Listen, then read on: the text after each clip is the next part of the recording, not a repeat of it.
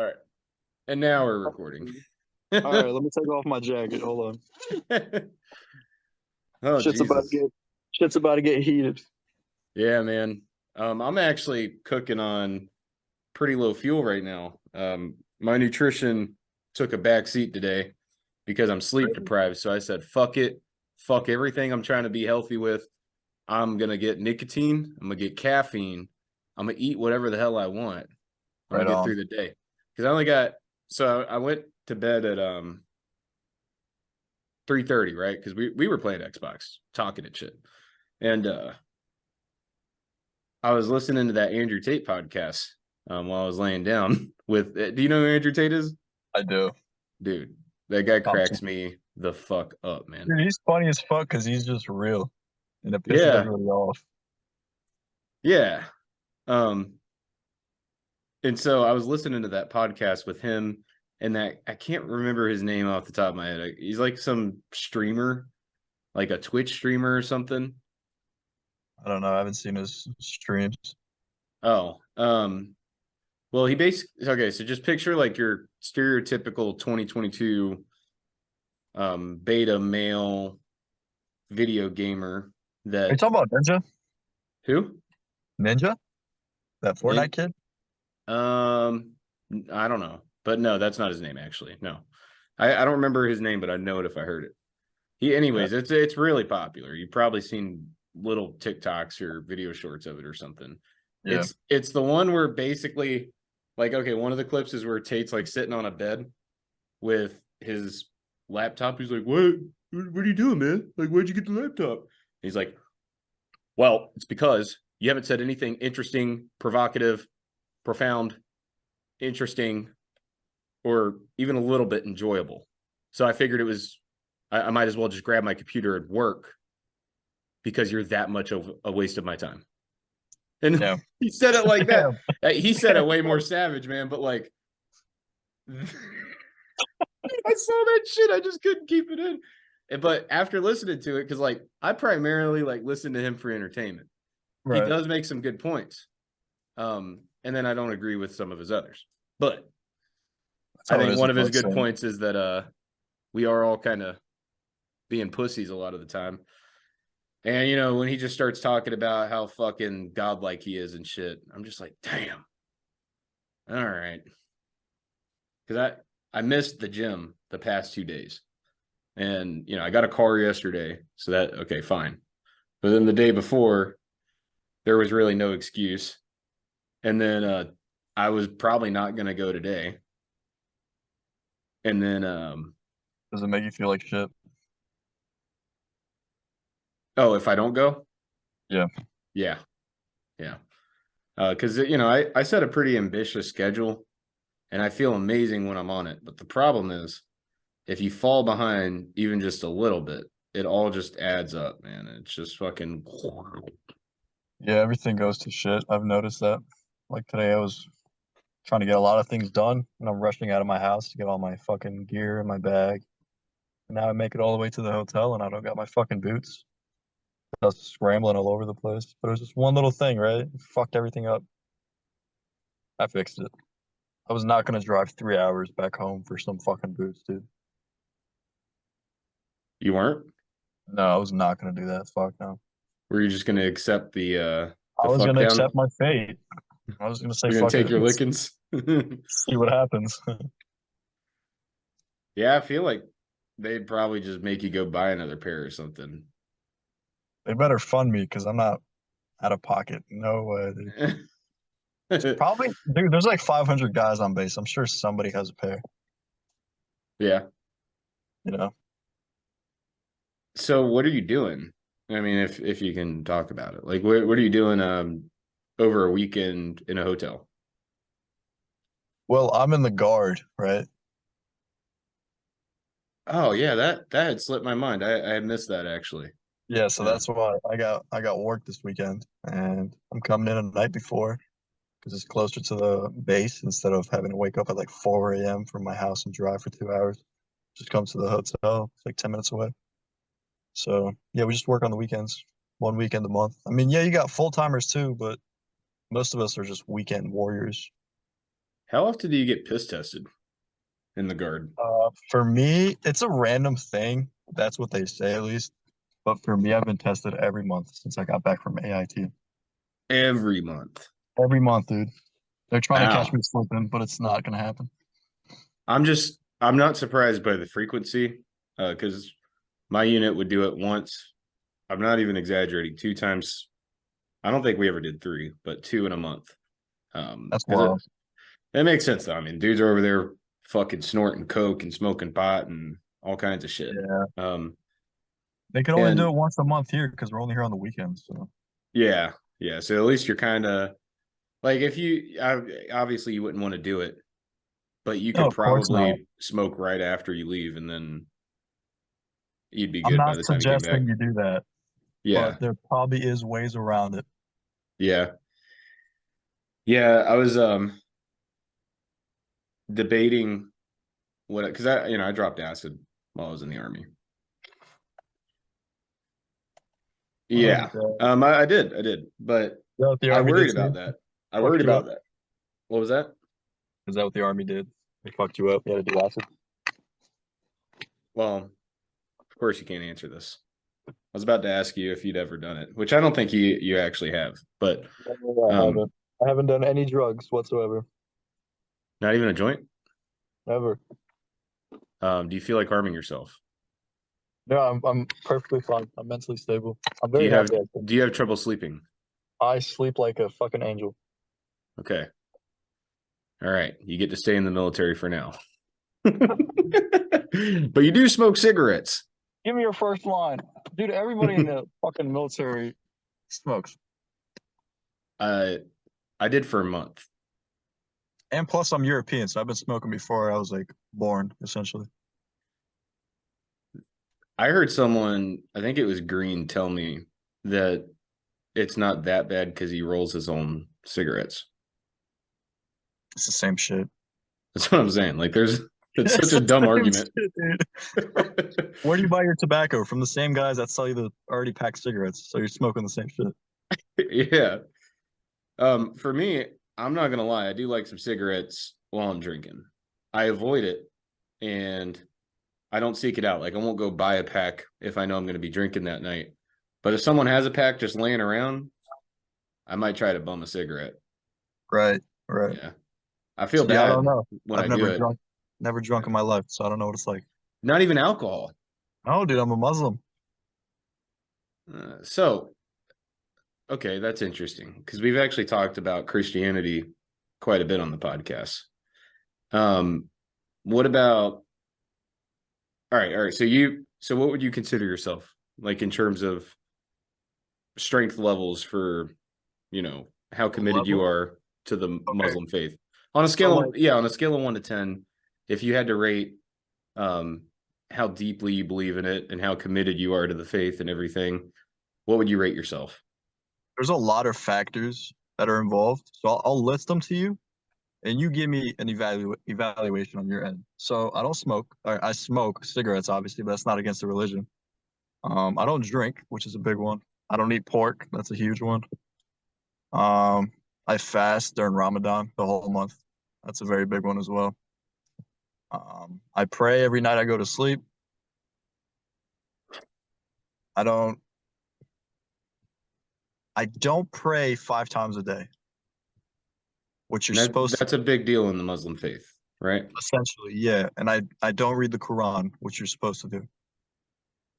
Well, so it's hard to give you a rating based on that, because I think what it really boils down to is, why do you do those things? Are you doing it out of faith, or are you doing it because it's how you were raised and you've grown comfortable with that type of structure? Or I think it's a little bit of both. My parents instilled a fear in me when I was a child, yeah, and I feel like it's still there sometimes. When I think about it, I'm like not scared, but just like thinking of a higher power and what can come after I die for not following those rules. It kind of trips me out sometimes. Keeps me in line. see, that's actually what shook my faith with Christianity. Not that wasn't the sole reason, but that was one of them, was the The fear fear base. tactics. Yeah. Yeah, yeah, because it kind of throws me off my, how should I word this? I have difficulty trusting somebody that's trying to do what I feel is manipulating me. You know, Right. if I feel like you're manipulating me, I feel like you got an agenda or something. You know, or like maybe it's not real. You know, why does it have to be I'm going to burn in the pits of hell if I don't believe in God? Why can't it just be I either believe in God or I don't? You know, There's a lot of layers to it, but I think the fear tactic, it it's a big reason why I follow these core values, well because then, I so was you do groomed believe, since I was a kid. Yeah, I do. I yeah. definitely do. Well, then I guess in terms of faith, yeah, I guess there is different levels of faith. I was about to say you either have it or you don't, but I guess you can be. There are some people that There's have more than layers, right? others. Yeah, To be a full Muslim, I'll tell you this, most Muslims are not full Muslims, you know? because it's just We not like practical, right? we like to call it like modern Muslims. Modern Muslims, they drink, they smoke, they don't pray every day, they cheat on their wives, Do your they parents do pray 5 times a day? my mom does. My dad can't Oh, because of work. physical. Oh, okay. I thought he was having trouble. Okay, okay. So yeah, that's a question that I have. Is it required that you get down on your knees and bow down while you pray, or can it just be in your head? No, if you're gonna pray the right way, you're gonna do the whole thing. You gotta bow down and everything, put your head on the ground. Can you There's bow a- down anywhere? Does it have to be in a specific building or on a particular rug or anything like that? It could be on a clean rug anywhere. It just has to be facing east towards Mecca. Okay, Or wherever next. you are, for us it's due east, but you just have to be praying towards Mecca. Because every Muslim prays towards the Mecca building. Okay, so excuse my ignorance, but what is the Mecca building exactly? Mecca is like the most holy place for Muslims. You ever seen that big black cube in Saudi Arabia where they're all like walking around it? No, actually. It's like a really holy spot. It's like our birthplace of Islam essentially. Is that where a lot of the history comes from then? Like, That's yeah, and that's general area, Saudi Arabia, Middle East, but Mecca's a really big one. And one of our rules is you have to visit Mecca at least once in your life. or else. Called Hajj, it's really nice if you do so. But once you visit Mecca, afterwards in your life, you have to be a true devoted Muslim. You cannot be fucking around no more. Okay. So yeah, that's one difference between Christianity and the Muslim faith, I think, is that so Catholics are different, and I'm sure there's other sub religions of Christianity that are also different because Catholics, they obviously put a lot more emphasis on their buildings and making it beautiful. And Right. I even had my friend who was a Catholic, when we were in Italy, he would explain to me like, yeah, that you see that little thing right there behind the pulpit, that's supposed to have Jesus's like spirit in it or something. Hello. Um, yeah, which you don't have that in the Christian religion per se. I think the phrase was church is the people, not the building, or something like that, was what I was taught. Whereas, would you say you worship Mecca? Were you No, no, no. We don't worship Mecca, but it's like a holy place. It's a good place to visit. You worship God still. okay? You're not worshiping like this one building, you So know. it's just more of a tradition that it's always laid in the east, right? What do you mean? So it's not necessarily a act of worship that you point where you're praying towards the Mecca building. Well, It's actually, I think it's a rule that you have to pray towards Mecca because that's like where the origin of Islam started. I think that's the backstory to it. You're not worshiping the building, you're just worshiping where it all started, essentially. okay. Now this is also another thing that's will depend on like what type of Christian church you go to, but Right.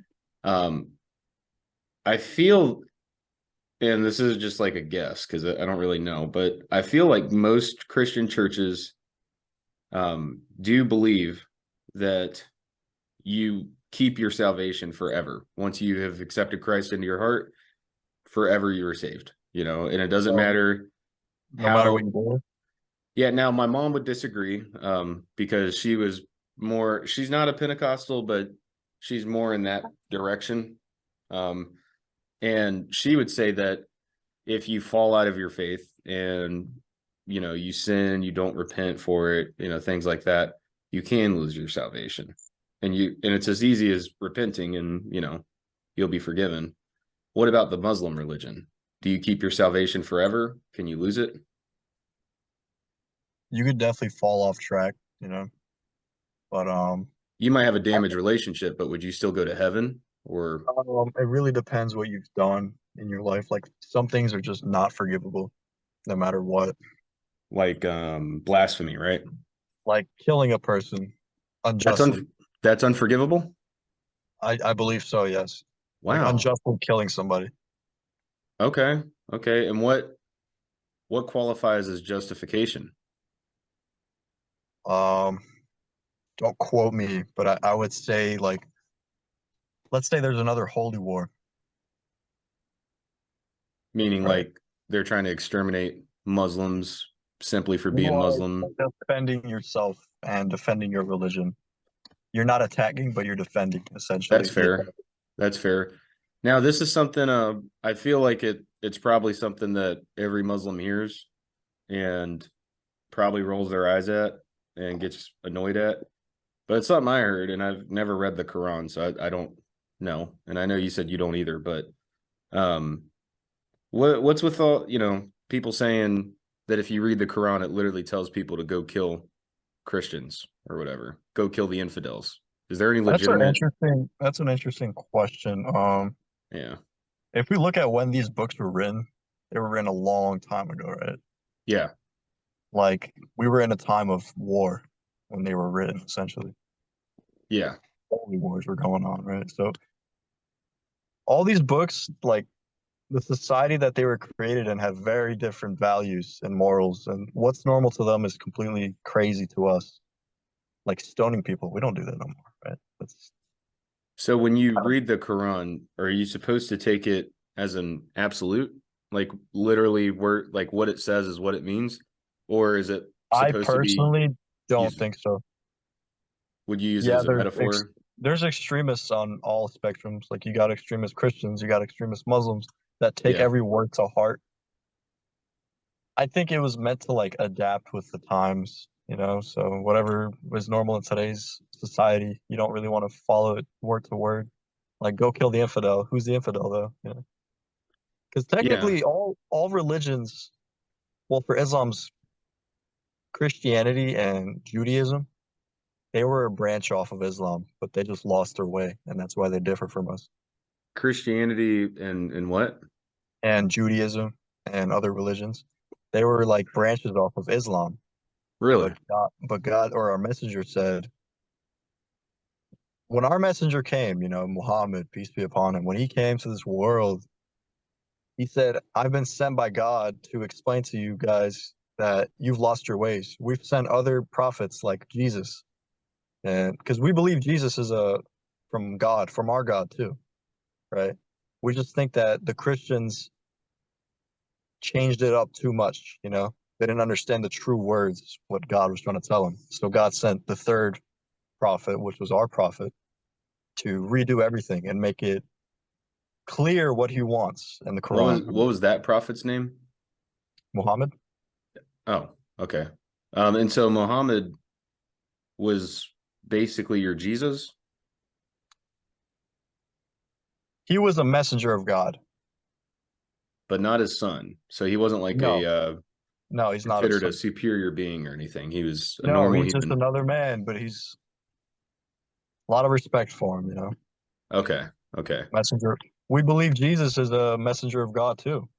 People say we don't like Jesus. We respect Jesus as well. We So respect, yeah. on the Protestant side, there's a belief that you can always pray to God directly. And in fact, that's the only way you should pray is to God directly. In Catholicism, they believe that you need to go through the Father, to be forgiven, that you can't appear before God, with sin. So you have to Right. go to your priest, and then he will, you know, forgive Get you. rid And of then, the sins. yeah. Yeah. Now, what about you guys? Do you guys ever, and they pray to Mary and I think the other saints. Do you ever pray to anyone but God? No. Nope. In a way, I kind of think that Protestant Christians might, if they actually looked at the beliefs, might be more in line with Muslims than Catholics. Dude, we have a lot more in common, like these major religions, than people really see. I think people just mixed up the words and took it in the way they wanted to, you know? Yeah. And that's where everything got jumbled up. Because if you think about it, let me tell you this, the Bible, it's been changed a lot since when it was created. It's been cherry picked, it's been modernized, there's been different versions or whatever. But if you look at the Quran, there's only one version. Since its creation, there's been no change to it. So there's only one English version? There's no Technically, you're multiple supposed to English read versions? the Quran in its original version, which is Arabic. That's why you have to learn Which in makes Arabic. sense. That's the only way you could actually truly Yeah, understand. Yeah. exactly. Because translations, they mix things up. Maybe there's a Yeah. word not there or something's different. Different languages, yeah, I got you. Right, right. Yeah. So that's why you got to really learn Arabic if you want to truly understand the Quran. That's the Okay. true form in Arabic. Now, you mentioned the killing dilemma. You're in the military. Now, granted, you're in a job where you probably wouldn't have to come face to face, but regardless, anyone that's in the military, regardless of MOS, contributes to the killing of a lot of people, including collateral, That is so there's true. Yeah. innocent deaths. Does that bother you? Or is there a way that you found that you can overcome that through your faith? I think it, I think it does bother me a little bit, but it hasn't happened yet. So it's not like tripping me out. But I think about it every now and then. Like, what if one of the bombs that I install gets dropped on some random house? Yeah, That's now you that's could kind of on me. you could alleviate yourself of the guilt because while you may have been the one that mounted the bomb, you weren't the one that like pulled the trigger. I mean, you did, I guess, help, but you didn't actually do it. I don't know. Right. I Yeah. know what you're saying. It's not like I did it directly, but I still had an effect to the end result. I'm in the second chain of events that led to the killing. You know, Do you think you The- can accidentally sin? can I accidentally sin? Yeah, like do you think that God looks at your heart or yeah, God looks at your heart and understands that that was not your intention, like you didn't mean to do that. It was a complete accident and he's not going to Um, fault you for that, or is it like yes. whatever, you did it? I'll give you an example. Let's say you eat pork on accident, right? Like you go to this one restaurant and you tell them, please don't put pork in here, and then you eat it afterwards, and then they tell you we put pork in there. Well, you didn't know, right? You didn't purposely do it, so you are forgiven for that.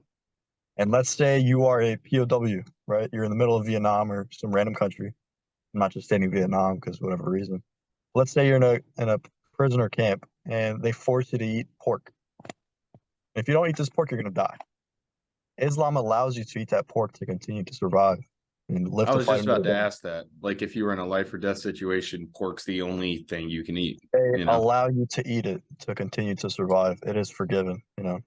Yeah. Now what's okay, so in the Christian religion, that's addressed, not eating pork. But the way it's addressed is that pigs are nasty animals, Yeah. and it takes certain methods that may not have been available to them back then to prepare it safely. And so people eating pork would get sick and die. So that's why the Bible said that. in the We Muslim have a faith, do they? similar reason. Okay, It's a nasty animal. It's not healthy for you. You got all this fat in it, you know. It eats its yeah, own kind. It eats its own shit. You know, you don't really want to be eating that stuff. yeah. Um, but it's okay to drink Pepsi. I suppose because I don't think Pepsi was around since then. But I feel like because I haven't read the Quran, but I feel like there's a rule in there that says keep your body healthy. You know, stay away from nasty things. Yeah, and I feel like if they had the medical knowledge back then that we do now, um, I'm sure the Bible would push you being healthy. Personally, Absolutely. or sorry, the Quran, whatever the religious text, I'm sure that's what it would push. But so the Christians have excused that. Like you can eat pork because we do now have a safe way to prepare it. That Gotcha. was why they didn't back then, but that's not a But problem who anymore. excused it? Who decided on that? Um, well, I guess that's discretion of the preacher. I mean, it's not like the Bible says that, but I think that's in reality, that's what it comes down to a lot with churches. And like you So like, kind of find a church that lines up with your beliefs. so not like one church in Christianity follows the same exact ones as another church. Like No, some are no, no, more no. strict, Very some different. are more. Yeah. That's crazy. Honestly, that's crazy. Yeah. That's When what I I, was saying when I'm saying like or these other religions, like they altered from the original text a lot. They kind of yeah. cherry picked what they like and what they don't like. Yeah. Well, and there's this other conversation that happens a lot about the Old Testament versus the New Testament. And for example, animal sacrifice, right? Well, we don't have to do that anymore because Jesus paid the ultimate sacrifice. Right. Um, and he says that he was here to fulfill the law, not abolish it. So a lot of people use that as a way to not follow some of the Old Testament preachings because I mean, like, it's not just pork. They stone women, they sacrifice animals. Kill Um, infidels too, probably. oh yeah, yeah, sure, definitely. So I do believe that it's different than what it used to be. But Absolutely. there's a huge variety though. Churches like when I first, the first churches I came up in, that was back when my family was really strict about it, and probably similar to what you grew up in. Like every Sunday, every Wednesday, Sunday morning, Sunday night, not just Sunday morning, like the main service. You come for Sunday school, you wear a suit, The you whole wear a thing. suit. Yeah. Um, you sing hymns. I was told by somebody that anything but choir music is straight from the pits of hell. Um, yeah, he was old, but and then you can go to another church where they have an electric guitar on the stage. Oh my God. Yeah, so I see huge what you variety. mean. Yeah. Yeah, And yeah, honestly, I'm more of a modern Muslim. Like I still keep like some of the heavier values that have been instilled in me. I still keep them going. yeah. But I'm not the best Muslim, you know. I still listen to music, rap. You know, I still do some stuff that I probably shouldn't be doing. But It's a tough one, man. Because, like, for example, it's a whole I've different world, man. yeah, Compared to when they were written. I think the verse is "Don't let a foul noise escape your mouth" or something, and that's used a lot of times to say don't cuss. Yeah, But to me, and I'm sure you've heard this argument before, but to me, cursing is just another form of expression. Like if I tell you I'm angry or I'm fucking angry, those are two different things, you know? And I think you're doing a disservice to yourself by removing part of the language that you have access to, in my opinion. I mean, I don't know. I don't think that our religions, because they were all Arabic technically, they all originated from Arabia in that area. I don't really think they expected other languages to come and play like English. We have Yeah, totally different words, you know. we do. And our language doesn't make any sense. Our tone is like the biggest thing for our language. You know, tone is everything. It can mean so many different things. How you say it, you can say one thing in like 15 different ways. Yeah. And the when I was in Italy, my Italian ex-girlfriend would kind of like explain some of these things to me, like the differences between the two languages. The Italian language, they don't do spelling bees in Italy because their words are spelled exactly how they sound. You Same with can, Albanian.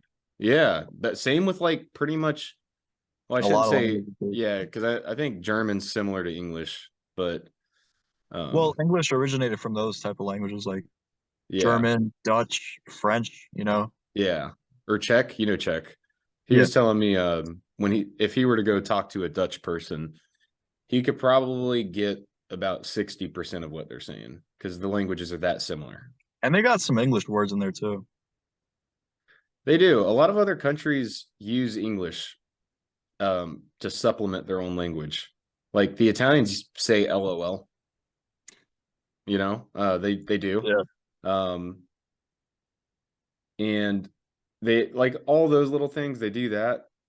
But then walking around in the cities, you'll see some stores that'll be like hair salon. And I'm like, oh, I know what that means, but why is that English? Yeah. Dude, English has like so much influence over the world. Like we've just been Yeah. all over the place and everyone really understands English, so it Well, it's the helps. Like it, simplest language, it's the shortest amount of word or the smallest amount of words. yeah, Um, most yeah. the West really, I don't know what word to use. They spread English all around, their influence, you know. Everyone's Yeah. following what the West is doing essentially. They're all trying to be like them. Yeah. Like in Albanian, we don't have the letter W, but because of websites, they have www at the beginning. We had to make that up. We just say W. That's not a word in Albanian though. We have to keep up with the times. But Albanian's interesting though, because like it's the only language or one of the only languages that it does not originate from anything else. It doesn't branch off nothing. It's its own Hmm. language. You have like languages that piece like take pieces out of other languages, they branch off others like English. Albanian is Albanian. There's different dialects, for where you live. Like where I am, my language got mixed up with a little bit of Turkish and Macedonian because that's where the city's originated in. I'm not even in Albania. I'm in Macedonia actually. That's where the city is. But because of all those conquerors, I guess, or different empires that came in, they kind of changed it up for us. But the real Albanian, it's just Albanian. There's no other words for it. There's no supplements, like you said. And so why are you American? Why did your Oh, family ever make the move? Why didn't they just stay? well, you got to think, dude. Those countries used to be communist. You really Yeah. want your kid growing up in a communist nation, and that country's like a Yeah. third world country. Like you don't really have that much opportunity. They moved here because Yeah. there's business. There's so much money out here. You know, it's embarrassing not to have money in the U.S. You can make money off of anything, literally. So I think that Yes. was the biggest move. And education. They wanted me away from all that other political drama that was going on over there. Our people were getting oppressed. They don't want me growing up in that stuff. There was civil wars, shit like that. You don't want your kid growing up in that type of environment. I mean, if you look at the world, the whole world is moving to the U.S. They're either escaping from political reasons, religious reasons. Their countries won't let them practice their religion the way they want to, but the U.S. does, right? In the Constitution, you don't really have the mention of God or religion. You have freedom of religion. That's literally like one of our amendments. You don't have that in a lot of other countries. So I think that's a big reason why everyone moves. He's got so much opportunity and more freedom Right. on paper at least. On paper, yeah. So they kept the house in Albania because that is still home and they still wanted you to have a connection or something, right? Right. I go there so often. I go there a I know lot. you My do. Yeah. Yeah. my whole family's out there actually, I barely like maybe like 5% of my family's in the US. The rest is all over Europe or Albania or Macedonia. But my dad's side, they had a history of moving around. They moved from I don't know if you know the country Kosovo. I'm aware of the country. Yeah, they moved. They were technically from Kosovo, but they moved to Macedonia, to the Albanian city in Macedonia because of a civil war going on over there. Like the Serbians were genociding us basically because we were Muslims. So we had to run Yeah. away. Yeah. So we have some history of moving around. But Albanians always survive, bro. We've been under oppression so many times, and at the end, we always came out on top. Always kept our traditions in line. Yeah. Respect, respect is such a big thing out there, bro. It's just a whole different world, honestly. I felt it when I was in Europe. And I would say I think I felt a little safer in Europe. Why do you say that? Well, these things. I mean, I am a supporter. Right. I carry, but um, gun control I don't feel will ever work here because they're already the country's already so saturated with weapons that There's there's so no many, way you're dude. getting them all. Yeah, There's no. so many. It's pointless. The only people you're restricting are the people that follow the law, not the people that don't follow the law. Like Right. they're still going to go get guns and shoot people.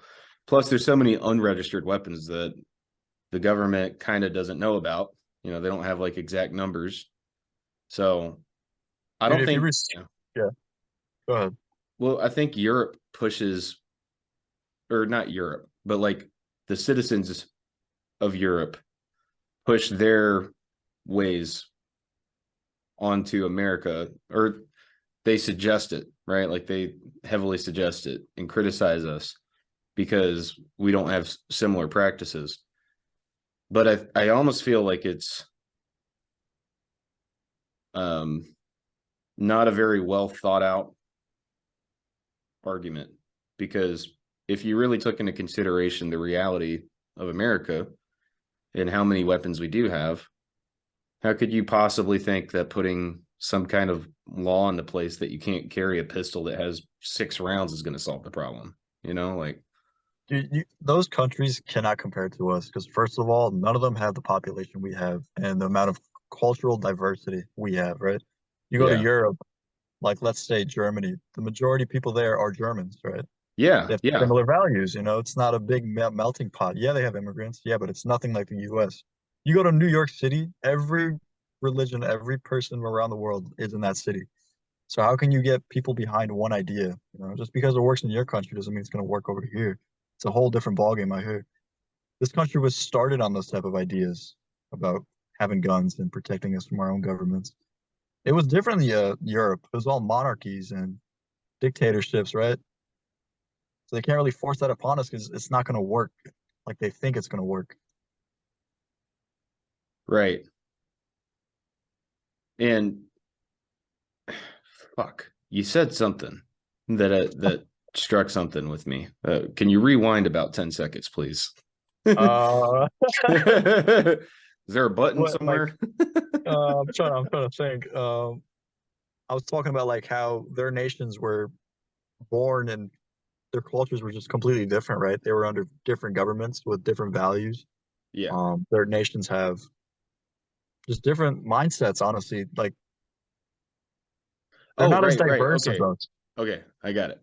The kick-ass part about being in America, though, um, is that regardless of whether you're a foreigner or not, if you're here, you're American. Whereas when I was Right. in Italy, people that were foreigners, like from Morocco or something, they were viewed as foreigners.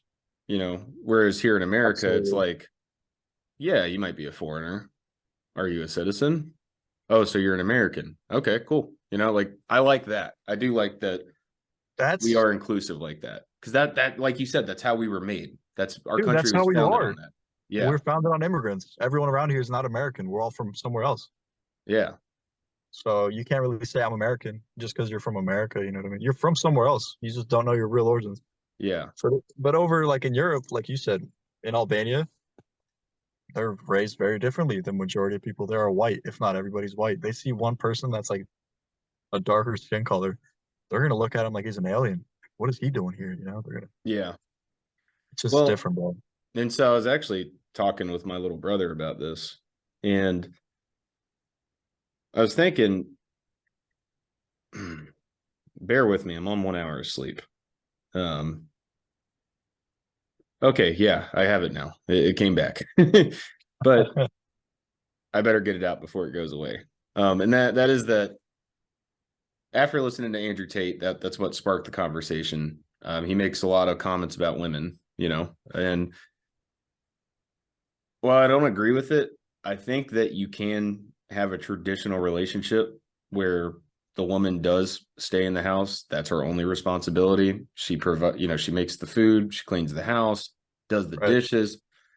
But as long as like that's what she wants, and she knows that that's what she was getting into and she chose to do that and that's the life she wants, then I don't think there's anything wrong with that. And just because you're a man and you think that that's what you want in a relationship, I don't think that means you devalue women, because I was raised in a similar fashion that, women, um, men are considered the leaders of the house.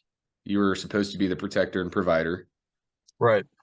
those sorts of things, those traditional values. I was raised that way, but I was never raised that women are less. I was No, just, we never believed that. yeah, In our religion, just to backtrack a little bit about religion, yeah, Islam says the woman is like a higher being, not a higher being, but like should be more respected, more valued. Like she yeah. should be the queen of the house. If she wants to sit around all day and not do anything, she's allowed to do that. Mm-hmm. Mm-hmm. We have to provide for them and protect them no matter what. Well, And a and lot of what, people believe that Islam is like, oh, we hate women, we oppress them, and we shit on them all day. We force them to stay home. No, dude, it's just most Muslims were like from different cultures, like Arabic cultures, where the woman has to stay home. Islam preaches that the woman can stay home. She can basically do whatever she wants as long as she follows the values of Islam.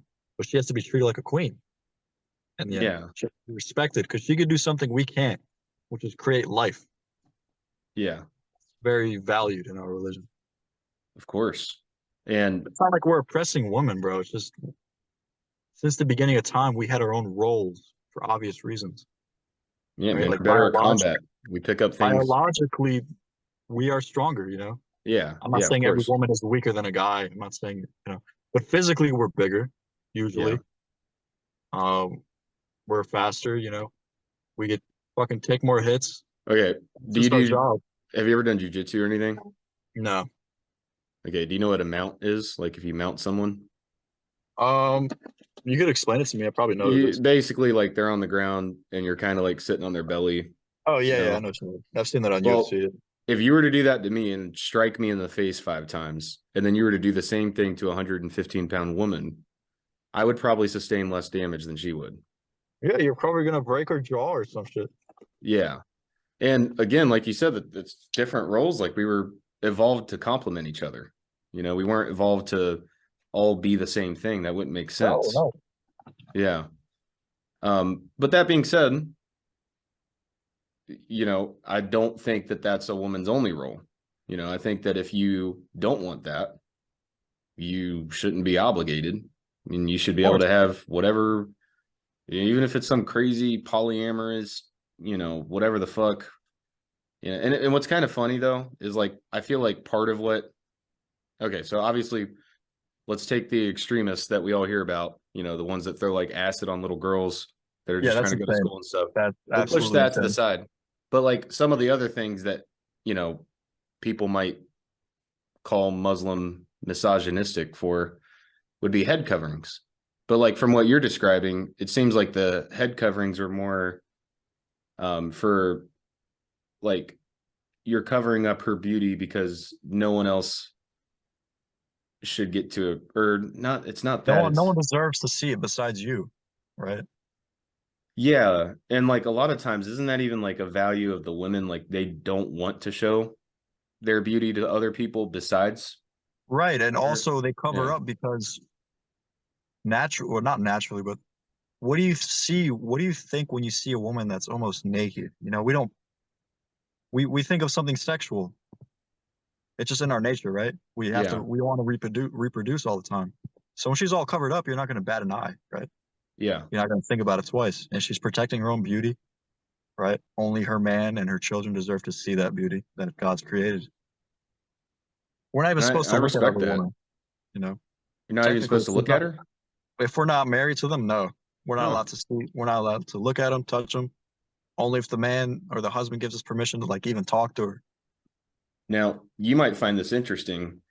Now, while I've never been to Iraq or Afghanistan, I was obviously in an infantry platoon, and there were people that had been, you know, and they would pull us aside and give us classes on things, lessons learned and things like that. But one of the things they were talking about was site exploitation. And that's basically, you know, we own the village. Like we took the village, it's ours now. How do Right. we exploit it for the most gain? Like and they teach you what to look for. Like, you grab anything that looks like it might have some sort of information, anything that has text on it, pictures, phones, Anything of notepads. value. Right. Yeah, yeah. And that stuff is that's worth its weight in gold if you find something juicy. But that's not my point. So they have something else called tactical questioning. And that's like learning how to question people in a way that will yield the responses that will benefit you the most in that environment. Right. But with females, he was explaining that they were not allowed to interact with the females. They had to bring along a special team called a FET team, a female engagement team made up of females, and they would be the ones that would pull the women to the side, pat them down, strip search them, things like that. Because Right. if a man tried to do that, it wasn't just the people in the village that would be pissed off. It would be The the whole country, ANA. dude. Yeah. Yeah. You and like for example, one of the NCOs in my unit had previously killed a child, now justified. He was sitting inside of an armored vehicle and the child had a weapon and he didn't recognize it as a child. He just saw the weapon and he fired. And then he found Right. out it was a kid later on. And they actually had to keep him inside of that armored vehicle because everyone outside of it that didn't have an American flag couldn't be trusted at that point. Like you just killed a kid. Yeah, it was justified, but you just killed a kid. And I That's guess, wild. That probably yeah. fucked them up. Yeah. And I mean, it's weird because like you hear other stories too, where people in Iraq they have a tractor. I think I heard this from a podcast Tim Kennedy was on or whatever. He was explaining it. Maybe it wasn't him. I don't want to put that on him if it wasn't, but whoever it was, they were explaining that. What were we talking about? Killing kids. Killing kids. That's fucked. Oh, right. Yeah, kids and death. Sweet. Okay. So tractors. They have tractors. They farm. That's how they Right. eat stuff, right? There's IEDs out there that have been buried forever that they just don't even know that they're there anymore. Whoever planted it died and didn't tell anybody. Like Right. and so he'll have his kids walk out in front of the tractor because he can always make more kids, but he can't get another tractor. That's insane. Yeah. So that exists over there. But then so does we're all going to murder this motherfucker for touching the woman. So it's weird. It seems like it's very specific to each village because you even have that other village that's still fighting back against the Taliban. I forget what they're called, but their village, they've never like Taliban's never fucked with them because I guess they learned their lesson the hard way. And yeah, that's my point. That's how I'm wrapping that point up because 1 hour, bro. The weird thing is, like, I'm not even tired. The brain just gets a little foggy every now and then. It does. Yeah. When you're not sleeping well, your brain just doesn't really work the way it's supposed to. Yeah. Honestly. I was kind of curious how this podcast would go because I was Go pretty wondering good. if sleep deprivation is kind of like a conversation lubricant, almost It's like being drunk when you're really tired. You ever tried yeah. driving when you're really tired? It's like you're Oh, impaired. yeah, and you can't help but fall asleep. That's Right. the worst part. It's like no No matter matter what. how much willpower, no matter how much you try to keep your eyes open. The more you try to stay awake, the faster you're gonna sleep. Yeah. But I took a 10-minute nap earlier because I still had a work day that I had to do. And Like a power nap. yeah, just a little 10-minute. And I felt like a new human being after that, man. Dude, they boost you. I think the SEALs, they have something like a 6 minute nap thing where it just boosts your fucking system and you just keep going. Feels like you slept forever. Yeah. And like, when we would go and train in the woods and stuff, a lot of times your responsibility is to just stay awake, and look this way for an hour Right. or Right. something, and then rotate off. And when we could help each other out, like when the sergeants weren't around, be like, hey, bro, you want to take a little 15-minute nap? And then I'll kick you, and then I take a 15-minute nap. And then that stuff, man. After a 15-minute nap, new human being, dude. You're good to go. Right. Yeah. At least for a few hours. We did something similar at basic training. You guys call it, I believe, Firewatch, Yeah. Yeah. right? We call it ECs, entry controllers, because after 9 p.m., the MTIs or the drill sergeants, as you guys like to call them, they leave the dormitory. You guys call it the barracks, we call it the fucking dormitory No, see, because you it's the guys airport. actually use common sense with the way you describe things. That's what it is. We just call things Firewatch. Why the fuck is it called Firewatch? I Are don't we know. watching for fire? You think people I aren't going to don't wake up? know. Oh my god, my foot's on fire. Fuck it. Like, what the hell are you? We used to use it as a way to punish people in the platoon that were fucking up, because Yeah, you have even more of those in basic, and basically, if we had a turd, and I mean a turd, not like someone we were just picking on, like someone that that's they would just always be late that's for fun. fire watch and you'd lose sleep or something, He'd mess up the whole. He'd get the whole platoon burnt stuff up. like that. Yeah. And it's Yeah, not like he just made a mistake. It's just like he doesn't give a fuck and he's fucking everyone over and he doesn't he give a doesn't want to be shit. there. Yeah, Yeah. And so it's like, okay. What we did one night to kind of get back at him, because I forget what he did that day, but it was like the final straw. We were fucking pissed. And we already had two people get kicked out for fighting. And so we didn't want to like go kick his ass or anything, but we wanted to get him back. So we just every hour on the hour, every person that did their fire guard shift that night was to go over to his bunk and kick it. Just wake him up. Wake this little bitch up. Make yeah, sure dude, that's like, hey, funny. you awake? You okay. Have a good night. And then just go back to bed. And you get your full nights of rest. And then he's sucking tomorrow at the range. You know. Right. And it's That's a like, good way to get back at him. You're not yeah. really fucking him up, like beating him up or whatever, but there's other ways to mess with him. Well, and in a way, it's more brutal because like the drill sergeants are under restrictions, and I mean, of course, I guess technically we are too, but we get away with that type of shit. And the drill sergeants didn't know. They did provide that, block of sleep that they're required to give you, but we just fucked that all up for him, and he's sucking. You Well, know, he got what is coming to him, bro. We had a few of those kids at our basic as well. yeah, I We feel had the like it's inevitable, man. it's always that one kid. Yeah, like I don't care if you're a fuck up and like you're just fucking everything up because you're If you're dumb. trying, dude, if you're But trying, that's yeah, what matters. Like you want to be there. Like just try, be motivational. But don't like fuck it up for everyone else because you regret your decision to join. That's not our fault. yeah, or at least just have the balls to quit. Be a But man, bro. Like be fucking like yeah, have the balls, right? Like you said, just quit. yeah, like the the one guy that we were fucking with so hard, he was such a pussy, man. Like it was one of his redeeming qualities was how much of a pussy he was. Cause like we would be going to the range and they'd have all the buses up front or whatever. And he just run over to the drill sergeants and go to parade rest and be like, drill sergeant, I refuse to train. Which is it's an army term that's basically like I quit. Are you serious? Yeah, they call it refuse to train. He used to actually say that? Yeah, RTT. It's a phrase like if you want to quit, you just go say I refuse to train. And so he did that, and the drill sergeant said, "Get on the bus, Greenway." I almost said his name. And and he was like, drill sergeant, I refuse to train. And drill sergeant was like, well, I refuse to let you refuse to train. Get on the bus. And he's like, yes, drill sergeant. And then he ran and got on the bus. What a And bitch. He could have stuck it out, honestly. They can't force you to do shit.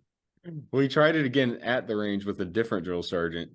And the drill, he had his ear pro on and like, what? He's like, drill sergeant, I refuse to train. What? Drill sergeant, I refuse to train. Get out there! Yes, drill sergeant. He did Well, eventually get chaptered out. he Um, did. they're He very mean refused to though, train man, and enough. basic, bro. Because like basic, I don't know how it is over there, but like, especially at Fort Benning, man, it's the fucking scum of the earth, bro. It's horrible, and like you get treated like shit. It's a depressing place. You're not treated with basic dignity. You're not a human. You're an animal. That's how you're treated. You're cattle, you know. And that seriously, that's what it feels like. And it just fuck, man. I know it's not What? easy to speak up when you're in a vacuum, you know, Right, and like right. you're isolated from the rest of the world. But yeah, I don't know, man. It's different in the Air Force. Like, yeah, they still got to do their job and like turn you into a fucking soldier, or we call them airmen. Yeah. But they still kind of respected us, you know. They could flip that drill sergeant switch off and talk to you like a normal human if you needed it, right? Yeah, like when I was telling you yesterday about the Hershey's Kiss incident, Oh yeah, um, they do have a character they're playing, and they can turn it off if they need to, you of know. course, because they're Yeah. regular people as well. It's just their job. They're professionals, you know. That's what they have to do. Well, and what I'd said to, I think, my stepmom to kind of reassure her about my little brother when he was in the Marine Corps or whatever was like, honestly, so yeah, it can be tough and it sucks, you know, while you're going through it, but there's probably not many safer places you have access to being at than, you know, the initial training at any military base. You know, like Right, there's so many protections in place. Like if it's over 95 degrees Fahrenheit, then there must be a tub of ice water that they can immerse their arms into so they don't overheat. There must right. be medical a way of getting them to a medical facility within X amount of time. There must be this. There must, you know, there's all these like checks and controls You're and measures in safe, bro. place. Absolutely. Yeah. It's not like that movie. Fucking, what's that movie called? When they're in Vietnam and basic training, Yeah. where the guy Um, shoots his drill sergeant no, I know and you're fucking Tropic Thunder. Tropic Thunder, no, right? not Tropic Thunder. It's like fuck with Private Pile. Remember Private Pile? Oh yeah. Was that Jarhead or That no, that wasn't Jarhead. It's slipping out, dude. oh dude, I know what you're talking about. Anyways, yeah, I know the movie. Yeah. Yeah, it's not like that where the guy's gonna whip out a gun and shoot the fucking drill sergeant. It's a lot more safe than that, you know. Oh yeah, dude. And it's not like if a drill sergeant walked into a bathroom and saw a guy with a shotgun to his the bottom of his chin, that he would be like, Private Paul, you piece of shit. Yeah, dude, he's gonna try and help you out. He's Drop gonna flip that that switch. fucking. Well, I mean, they value their lives too. They don't Yeah, he's want to probably gonna dip. die. He's gonna run out there and get some help. No, what's gonna happen? It depends on the branch. If it happened at an army infantry OSUT, here's how it's gonna go down. He's gonna walk in on private bile. He's standing there. I'm gonna fucking kill myself.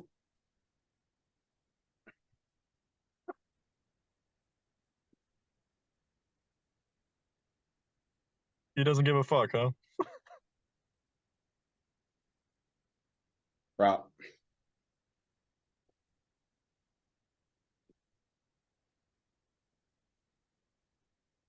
give me that gun. Roger, Drill Sergeant. The Air Force. Um, what do you guys call them? Airman No, or the drill so sergeants. we just call him Sergeant. Oh, Sergeant, I'm gonna fucking kill myself. Young man, that is not appropriate behavior in this environment. I want you to immediately relinquish that firearm to me. That is not And safe. that is not safe, young man. And then, okay, Navy.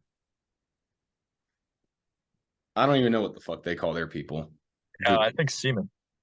well, the other way, the fucking Oh, drills. you mean sergeants? Yeah, but just sergeant. Fuck it. Sergeant, sorry. Sergeant, I'm gonna kill my petty officer. I'm gonna kill myself.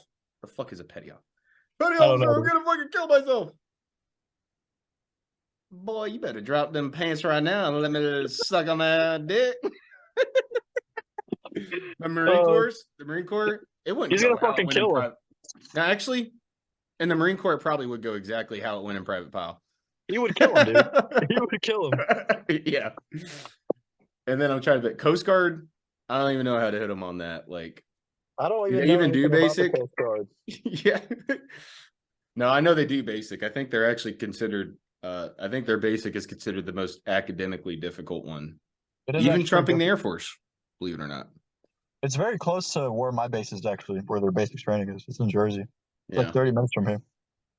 Well, I have a feeling that your basic training isn't actually that academically difficult at all. I feel like It the is. academically stuff is or the academic stuff is more towards your job training if you picked some like really high end job or some shit. Well, Or dude, am I wrong? they want to make sure you're not dumb, right? So like 30 to 40% of basic training in the Air Force was class time, learning stuff, reading, studying, you know. Like what though? We learned about Sharp, or you guys call it Sharp, we call it Yeah, SAP, and okay, then we okay. learned But we had all those same classes.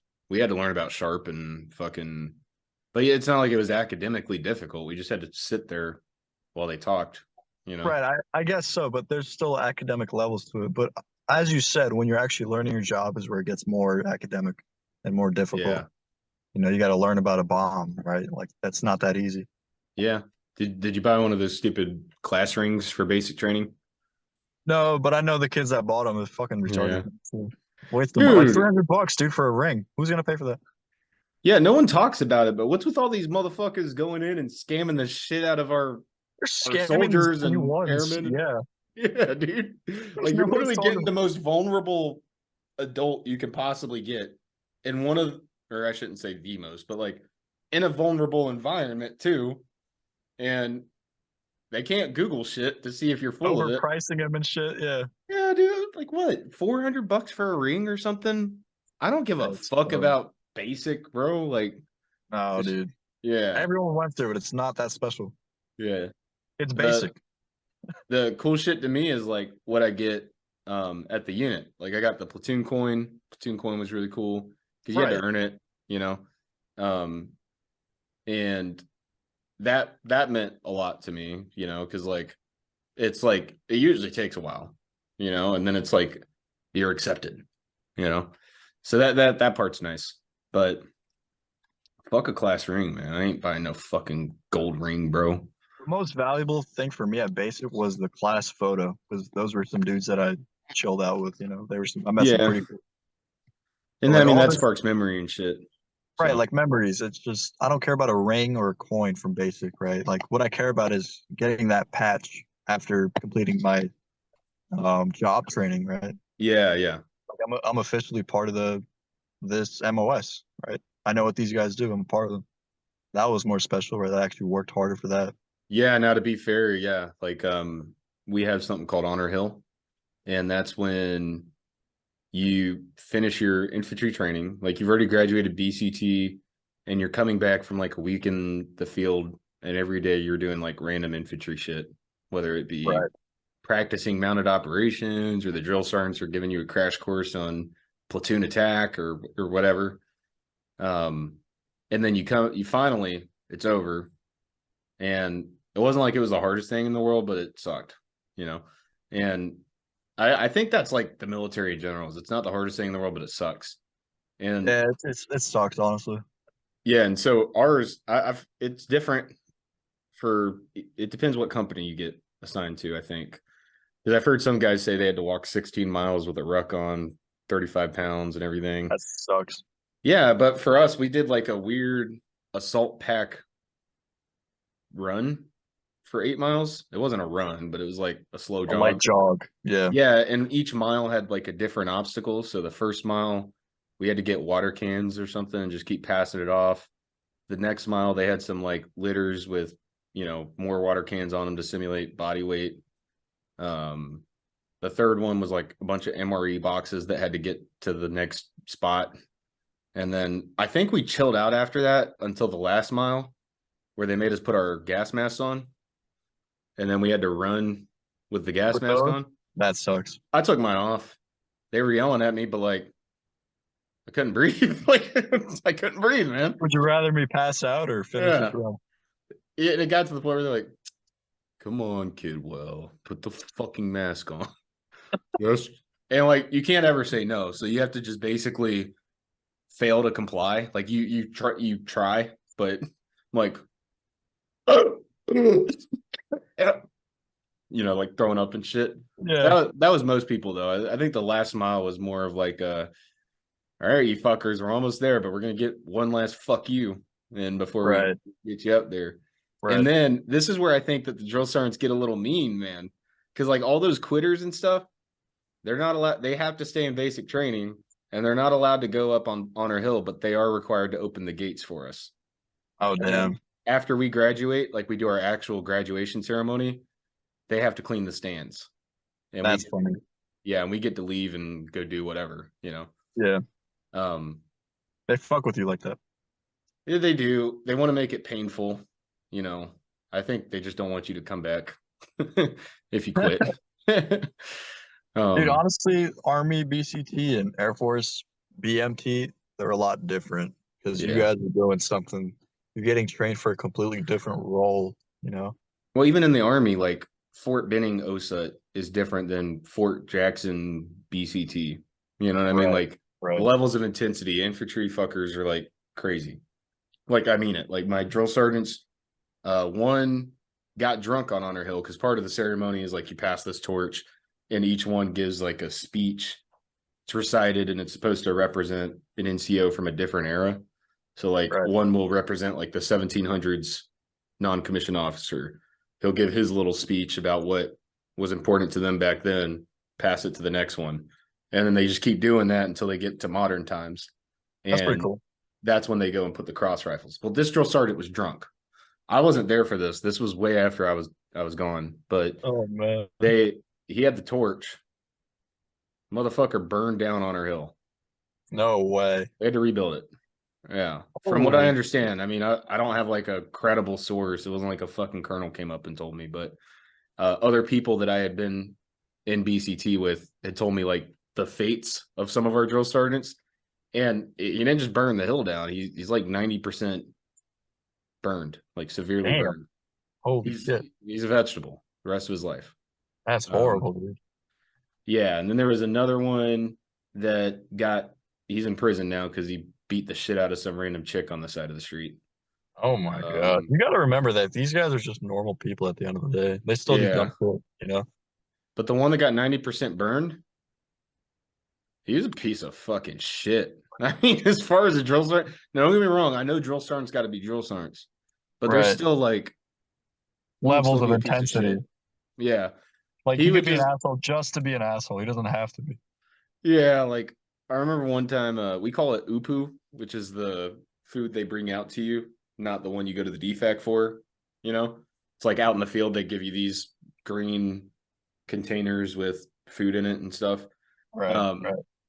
well, you know, I think it was like every Thursday or some shit we would get upu in the afternoons for whatever reason. Maybe the DFAC was packed. I don't know, but we went through it. There was a lot left over, and he's like, "Privates, go if you want seconds, go get seconds." And so that's not something we're used to hearing. Everyone ran and got seconds.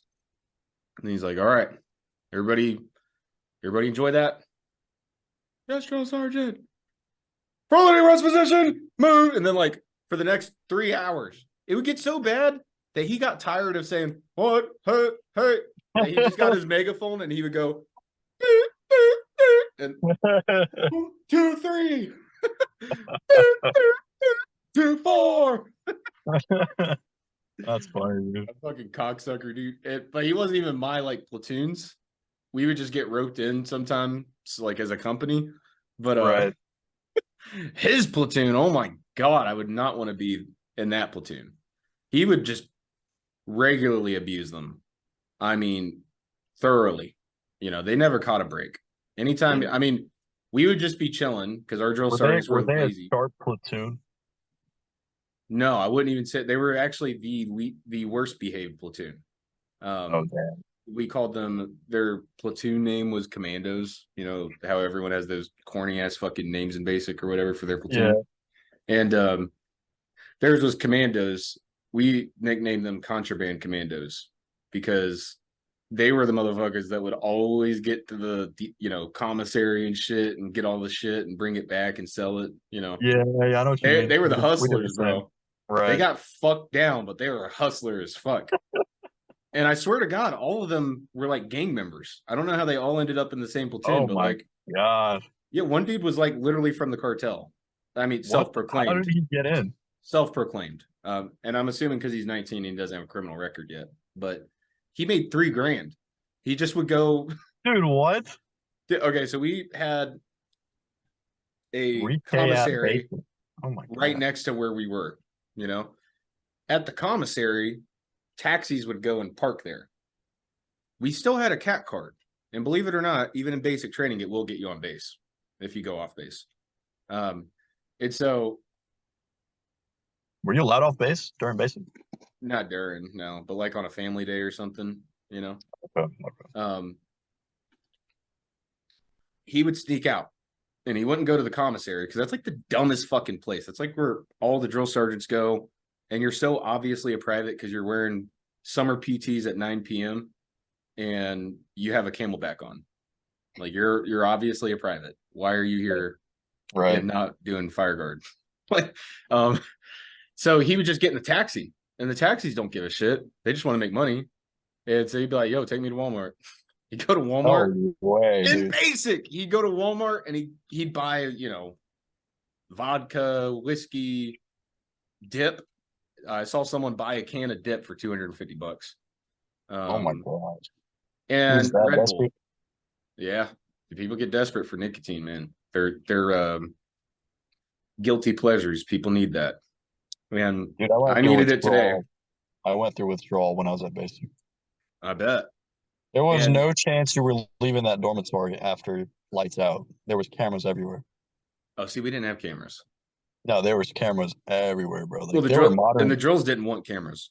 They were They modern want, yeah. buildings. Were they? So get all the top shit. You know what I mean? We had them at airborne school, and it's weird in airborne school because you're technically a soldier at that point, but they still treat you like a private. Yeah, we had Even something if you're a similar. sergeant. Yeah. We y'all call it AIT. We just call it tech school, technical training school. Yeah. Yeah.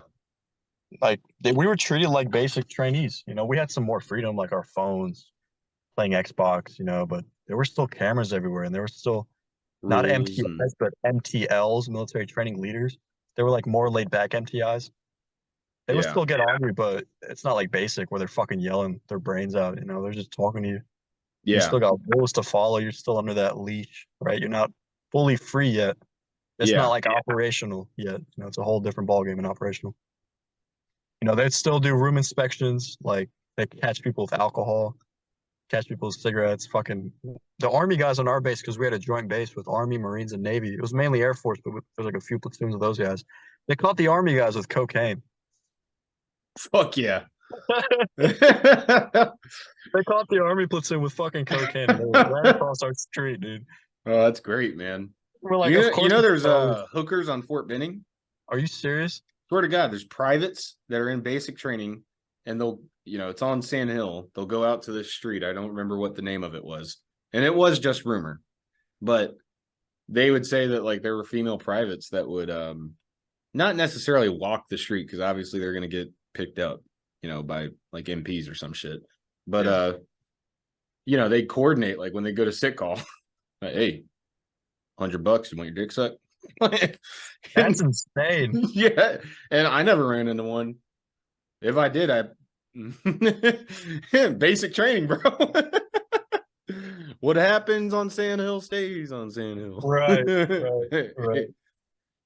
That's crazy, bro. I think the Air Force it's more tamed in the Air Force. Everyone's more of a nerd or chill, laid back. You don't got that crazy shit happening. Well, and see that's what I wanted. I kind of wanted that crazy, you know, fucking lifestyle, man, of like jumping out of planes and getting drunk in Europe. And I'm sure there is that crazy lifestyle in the Air Force, but different MOSs. Mine was more laid back.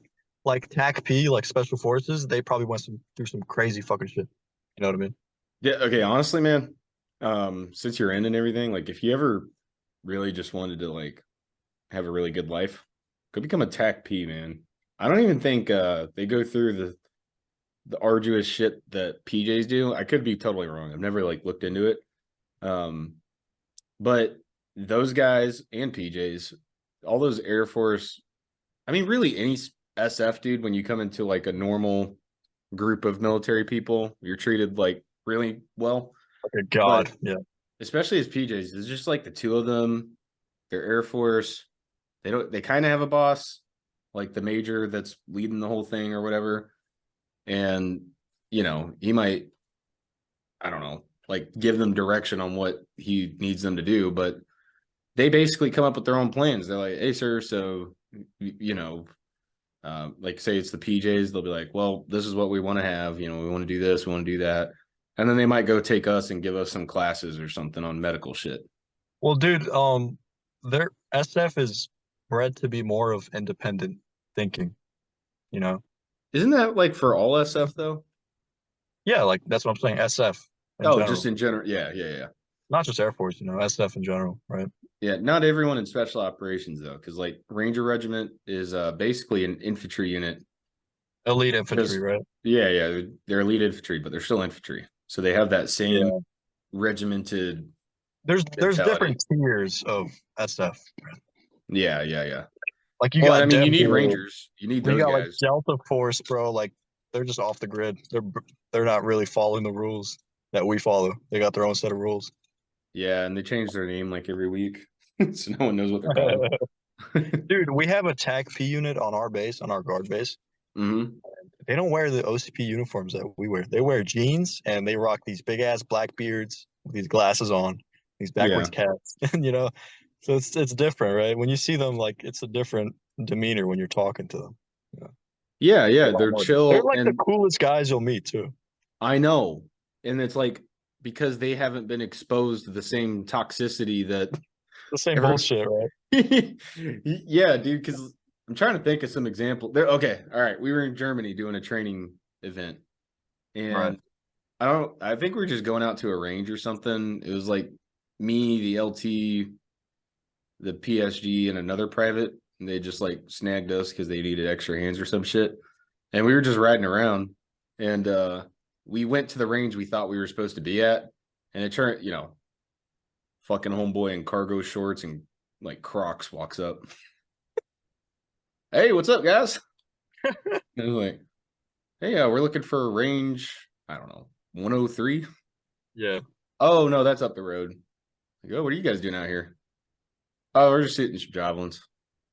You guys want to Oh. shoot some? We'd love to.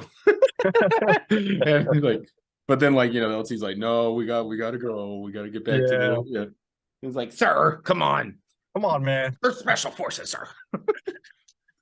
They're so cool. Yeah, they do their own thing almost. Like they still follow the rules and shit, but they got their own set of rules, which is different. They're just cool dudes. They Yeah. got a looser leash on them.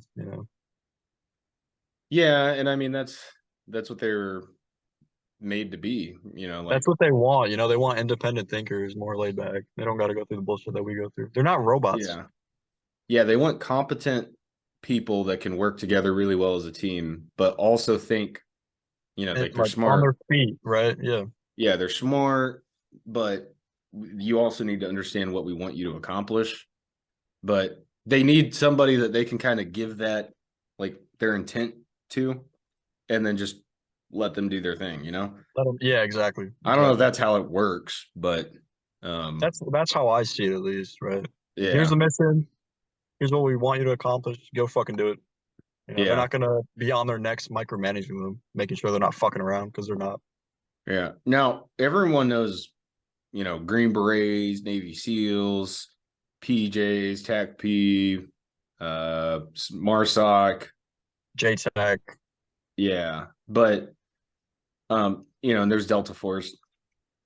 But there was a time where no one knew what the fuck a Navy SEAL was, or what a Green Beret was, or what Delta is. And what I wonder is, are there units out there that are like inconceivable? Like uh, they're the fruit of years upon years, decades upon decades of learning lessons in combat. And they're like the elite of the fucking elite. They receive the best training. They're like some of the toughest motherfuckers on the earth. You think there's a I feel unit? like, There has to be a unit out there we're not aware of that, like, dude, if they kept all these other guys secret for so long, I'm sure there's something out there we don't know. There always yeah, is, right? Like with technology, Like the Blackhawks, they came out in the 80s or 90s. We didn't find out till like 10, 15 years ago, right? Yeah, or what about that fucking helicopter that crashed during the Osama bin Laden raid? They had to blow up because it had experimental technology on it. Right, Like, right. what kind of So shit did that thing have in it, you know? yeah, we don't know, bro. Honestly, like we don't know what we Yeah. don't. We don't I know mean, it shit. had to be something pretty fucking serious for them to risk their lives going back and blowing it up, you know? I'm sure they didn't Bro, exactly want to go blow it up. they had no choice, you know. Yeah, it was like, You don't want we can't Taliban let them seeing have your this. darkest secrets, right? Yeah. It's like, what the You don't want a fuck? UFO crashing in Afghanistan and the Taliban are flying it next week. They can make us levitate and examine our DNA with their helicopters? What the fuck? But dude, going back to the special forces, I feel like that elite group that you're talking about, I feel like it compromises of the best from other groups. Like Yeah. the best of the JTAC, the best of the PJ, the best of the Delta Force, you know. Yeah. They got guys that are already trained and they see who's the best of the best in that best group and they pick them out. Yeah. It's not like they recruit people, hey, we want you to join the super secret elite squad, but you have no training. Yeah. Oh, So, yeah. Yeah. Yeah. Of you know, course. so they know who they're picking. Like they got guys with 20 years of experience that Oh, have yeah. they know they could trust. They've done some crazy shit. They know they're gonna follow the law, the rules and the orders, no problem, right? They're gonna ask them to do some nutty shit. They're gonna do it, no problem. Yeah. But I feel And like that's loyal to a fault. Like, I don't know how it is everywhere because I only have my experience in my platoon. But one thing my platoon was pretty big on was like loyalty to each other over other shit. You know what I mean? So if right, somebody did something that perhaps wasn't in full compliance with things or the way things are supposed to happen, no one says shit about it. It's like mafia mentality. You know what I right, mean? Plead the right. fifth. Don't say you didn't see anything, you know? Like, and that, I think that's actually good. But I also feel that the special operations community has developed bureaucracy now because they've been in existence for so long. And when you get any group of humans together, bureaucracy forms. And I feel like that also kind of hampers things a bit. And I could be totally off base here. I mean, I've never been in that world, so I don't know. But they, it seems like before there wasn't really a whole lot of law or rules governing what SEALs, Green Berets, like all those guys did. Like it was kind of like, hey, this is what we want done. Go get it done, you know? They And I didn't really think, know, like they didn't understand the idea of it yet. They didn't know yeah, what it wanted it to be like, right? yeah. And now I But feel now it's like like there's a there's lot more more, laws in it and more yeah. control to it. You're tying people's hands behind their back, basically. Right. You're not letting them do what they really need to do. Yeah. Like go in here and kill, do all this damage, but don't kill this one guy, you know? Yeah. Or Or I read a book from don't shoot till written. you see a gun, even though you're in the middle of a terrorist zone. Well, it gets worse than that. So this guy, you know, I don't even remember the name of the book or the author. Um, but it was just one of those dudes that had been in that world and wrote a book about it. And he was a sniper, and he was explaining some of the criteria that he had to meet before he was allowed to kill. And Right. so yeah, like you said, they had to have a gun in their hand. Um, but if, for example, that guy were to run into a building, put the gun down, and come outside without one, no longer authorized to kill. There was a point where you actually had to be shot at before you were allowed to engage. Yeah, like yellow, whatever it's called, yellow something. Yeah. And I mean, I was told by someone and The rule of engagement, right? yeah, Don't shoot well, till you're fired upon. we were given kind of like a real mission, but it was more of like a standby thing in case like other shit happens or whatever. And you know, we were kind of informed of the information about the area, um, Right, right. and given criteria on what when we would and would not be authorized. We were basically, I was actually surprised that they were like, yeah, fucking shoot them. Like it was like, really? And then one of my leaders told me, hey, whatever you do, don't fucking shoot them, man. Like you'll be fucked. Like they're You gonna, don't know who to follow. Yeah. Well, I kind of agree with him because his thing was like, yeah, they're saying that right now, right? But what happens like if it like they're saying that because they know it's not going to happen, but like what if it actually did happen? You know, You're they're fucked. going to throw Yeah. you under the bus, dude. Because Oh, at they that will, no point, problem. Yeah. yeah, yeah, and so you gotta, and it sucks because like if you're if you join the infantry, now granted there are some crazy people out there that just want to kill people, but generally you don't just want to kill people, you want to kill bad people. So it's not like you're out there just to kill anyways and you need all these rules to tell you not to go fucking shoot everybody. It's like you want to kill the bad guys, you know? And Right. sometimes shit happens. And Jocko kind of lays it out the best, that retired SEAL team commander. Yeah, Jocko Um, Willing. yeah, I feel like he lays it out the best in some of his podcasts where he basically makes it out that war is horrible, but sometimes it's necessary, right? So like if you're going to go to war, you need to have the will to kill and you need to have the will to win. Those are his words. And those are different.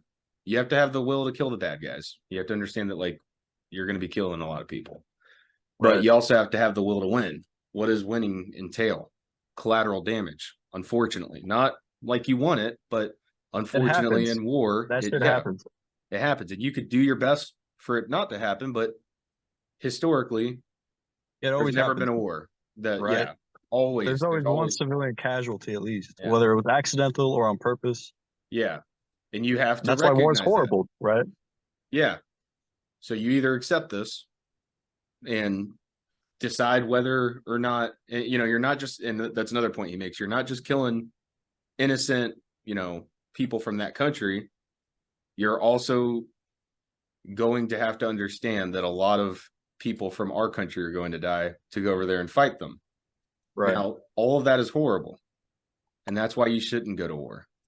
But if they're trying to take over or some shit, then maybe it's needed. Basically, he's saying understand what war is before you get into it. Like Be ready for the consequences, but know why you're yeah, going. You're not going for no reason. yeah. Don't be naive and think that you're gonna fucking like put all these magical rules into place and prevent every fucking casualty. It's not gonna happen. And you can't go into war timidly, like scared to shoot, whether it's a civilian or that guy or you got to be fucking ready to go. You know what I mean? You Mm-hmm. got to be on top of that shit. Well, and these rules have no doubt killed, you know, uh, Absolutely. Americans 100%. Like we're not allowed to shoot until they shoot at us. Like wait for the AMRAP to blow up before we start shooting back. You know what I mean? Yeah, and I have a hard time imagining the full ramifications of a rule like that because I've never been shot at. But like, imagine that though, right? Or Tim Kennedy, another dude that talks about it with Jocko, I think, maybe even on the same podcast. He talks about that rule, and he talked, and to kind of like put it in terms that everyone gets. That I thought he actually, it was kind of a clever way of framing it. Is that basically what that rule is saying? Is like you're not allowed to react until that person's knife is at your throat. You know, Yeah. like That's crazy. you're almost going to get killed already before you're even allowed to begin to react. You can't prevent the future until you're certain that it's going to happen, like type of deal, right? Yeah. It's kind of crazy because they kind of tie the hands of soldiers when they do that type of stuff. But I understand why they do it because there's been situations where we just shoot and it was the wrong target. Well, and Um, ironically though, and of course it's hard to prove this, but I feel like you'd probably have less casualties if you had a policy in place that was like shoot first, think later. I'm talking extreme aggression, roll in there, fucking murder everything in sight. I'm not saying right. like we already are understanding that war is a horrible thing. And I'm not saying you should go out of your way to kill innocents, but you shouldn't go out of your way to preserve life from another country if it puts people from your country at risk.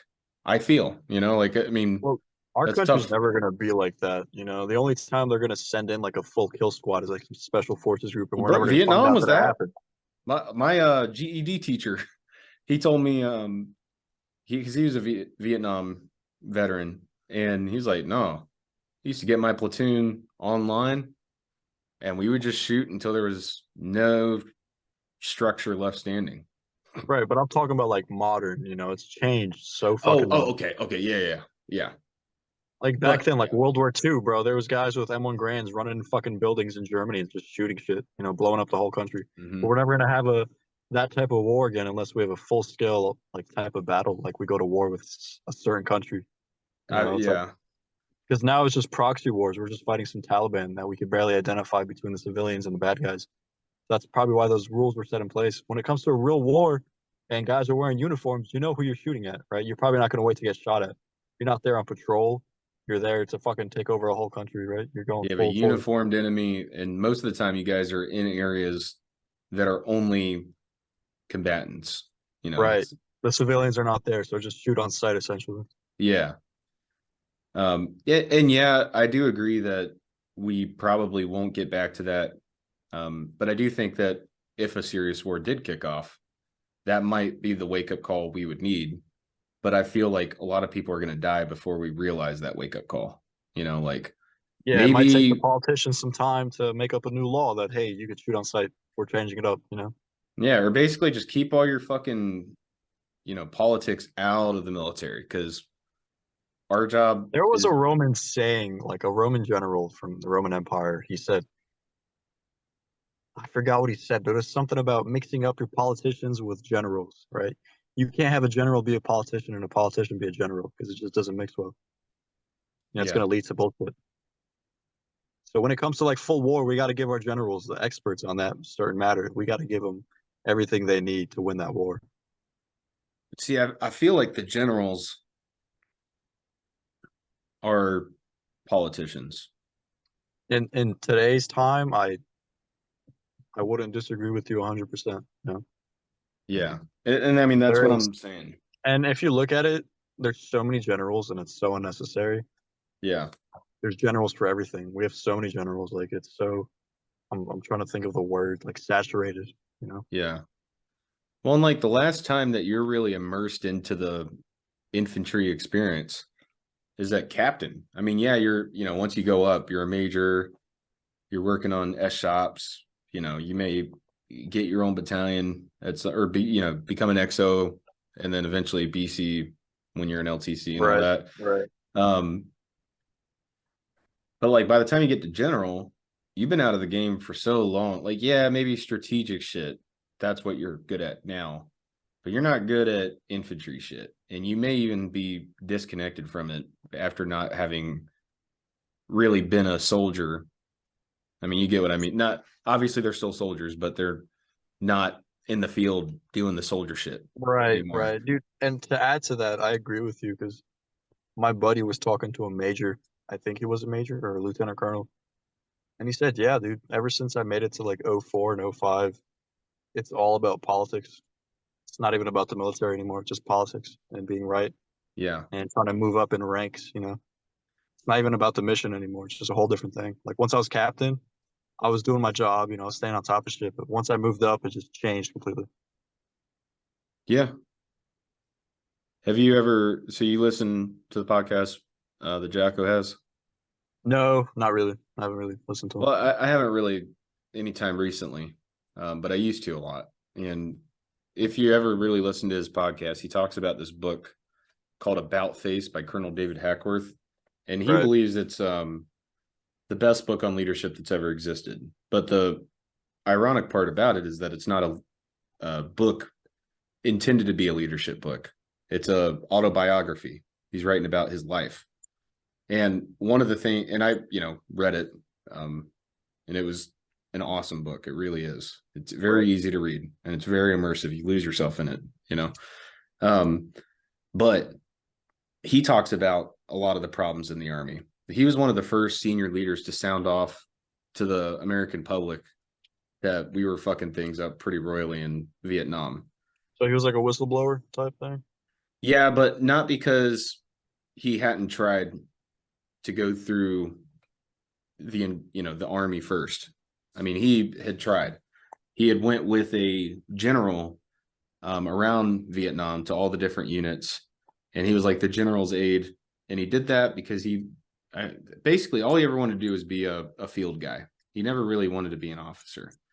He wanted to be an NCO, but he was promoted in the field to lieutenant because of his actions, like how well he was doing in Korea.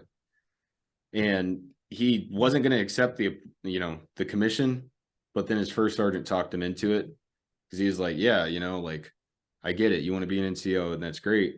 But I mean, what if someone else takes that spot and they're a piece of shit and they get people killed? Right. And he was like, yeah. And so he went and became an LT. I don't know if it's still like this, but he was explaining the promotion system. Hmm? No, I didn't say nothing. Oh, okay.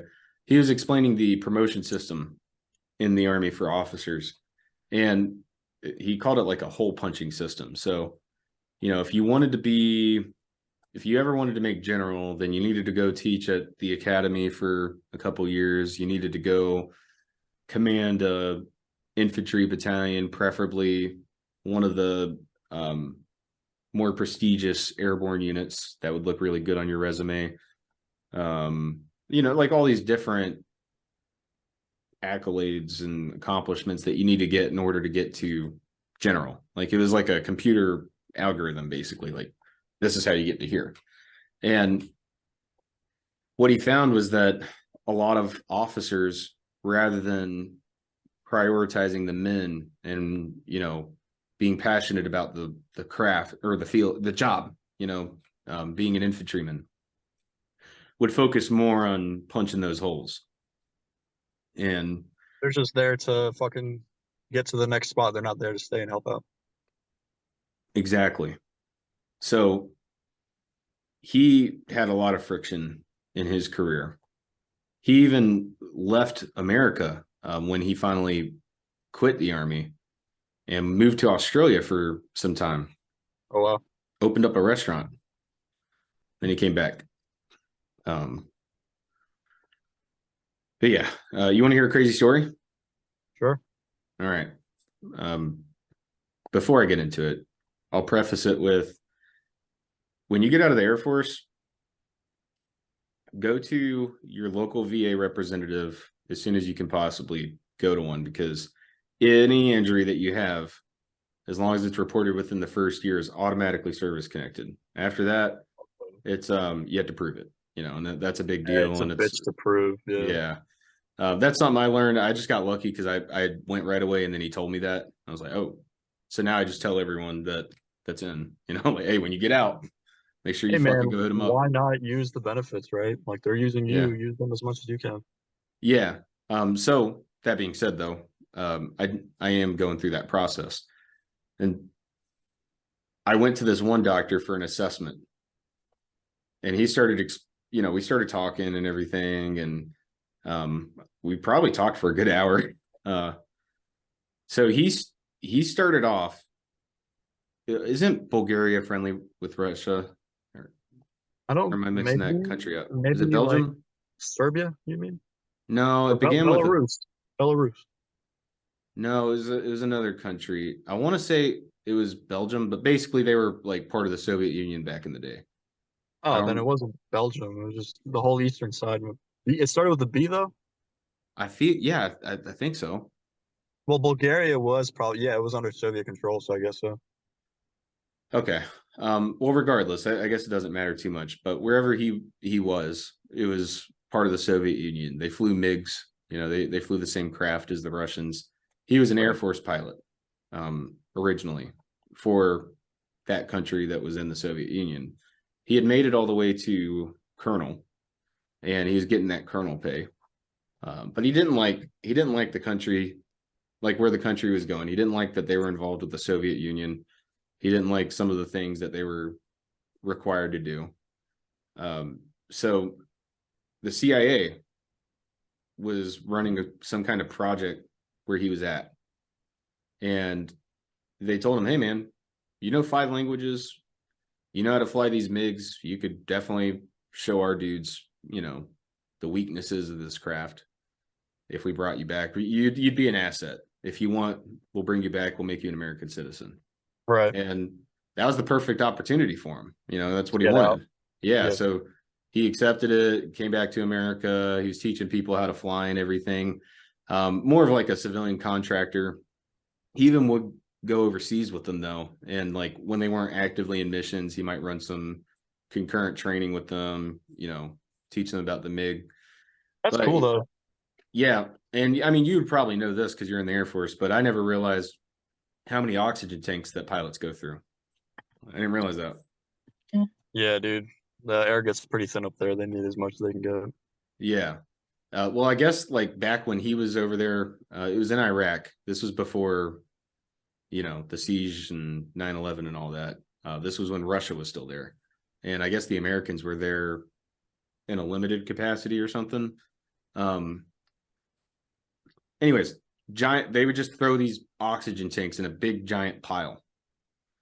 They were conducting missions where they would fly near the perimeter of Russia's airspace for that base that was in Iraq.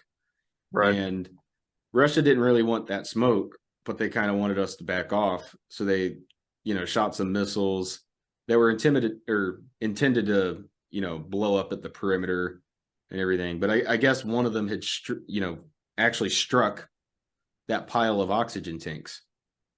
And he said that it had punched through his calf and out the front of his leg, and it had went through his back and out his gut. Damn. But he said he got really lucky with the gut shot because it didn't hit anything vital. And his leg that healed. That's But crazy. How you yes, survived it. yes, they got him stable. You know what I mean? Like I guess I don't know what they did. Assuming like a tourniquet or something or pressure Yeah. bandage or whatever. They got him stable, but those F-16, the details are a little hazy. I can't imagine the military was there without like some kind of plan to get people to a hospital. But he said that they did not have the ability to get him to a hospital. They Damn. only had like, you know, their F-16s or whatever, and those were responsible for defending the base, not taking people to a hospital. You can't really take a person to a hospital with an F-16 Yeah. So he has his little MiG that's a training plane, and he had to fly himself by to himself. to a hospital. Well, I mean, probably landed at the airport and got picked up or something, but he had to fly it while he was injured and only stable, not treated, you know, to get to that next level of care. So he gets back to America, and you know, this whole time he's only making about $46,000 or whatever, and he's used to colonel pay. He was getting paid good, and he wants to make that kind of money again. But he took his time, you know, recovering. It took a couple of years for him to get fully, you know, back to where he needed to be to do his job. And they were like, yeah, but you know, you haven't flown in a couple of years. Like, you're gonna have to do 6 months as a, you know, in the rear, which is like the assistant to the pilot. And he was basically like, well, fuck that. Like, you guys barely pay me, you know, like I used to be a colonel, you know, I was making money. And they're like, well, if you want money, why don't you become a fucking doctor or something? Like, where are what, you want to Why fly are you in the MiGs? military, right? Yeah. Yeah. And he was like, okay, yeah. And then he became a You became a doctor. doctor? Yeah, now he Oh, just okay. does assessments on Damn. disabilities. He took the word on it. That's crazy though. Yeah, man. That guy had a pretty crazy story for sure. You know, my granddad was a pilot for Yugoslavia. He was a MiG pilot as well. Was he? Yeah, he was. He said if he had the opportunity to fly overseas or just fly to a NATO country and escape the fucking Yugoslavia, he would. But he thought he would get shot down by NATO pilots or their own guys, by his own guys. Damn. But I think he was flying like MiG 20 something, MiG 29, I think. I don't know. Does he have a private pilot's license now? No, Oh. Has he ever expressed any interest in that? nope. He didn't Oh. really tell me much about it, but because the country capitulated, it's no longer a thing. The So he country couldn't really. capitulated? Yeah, it's not a country anymore. Yugoslavia. It broke up. Why?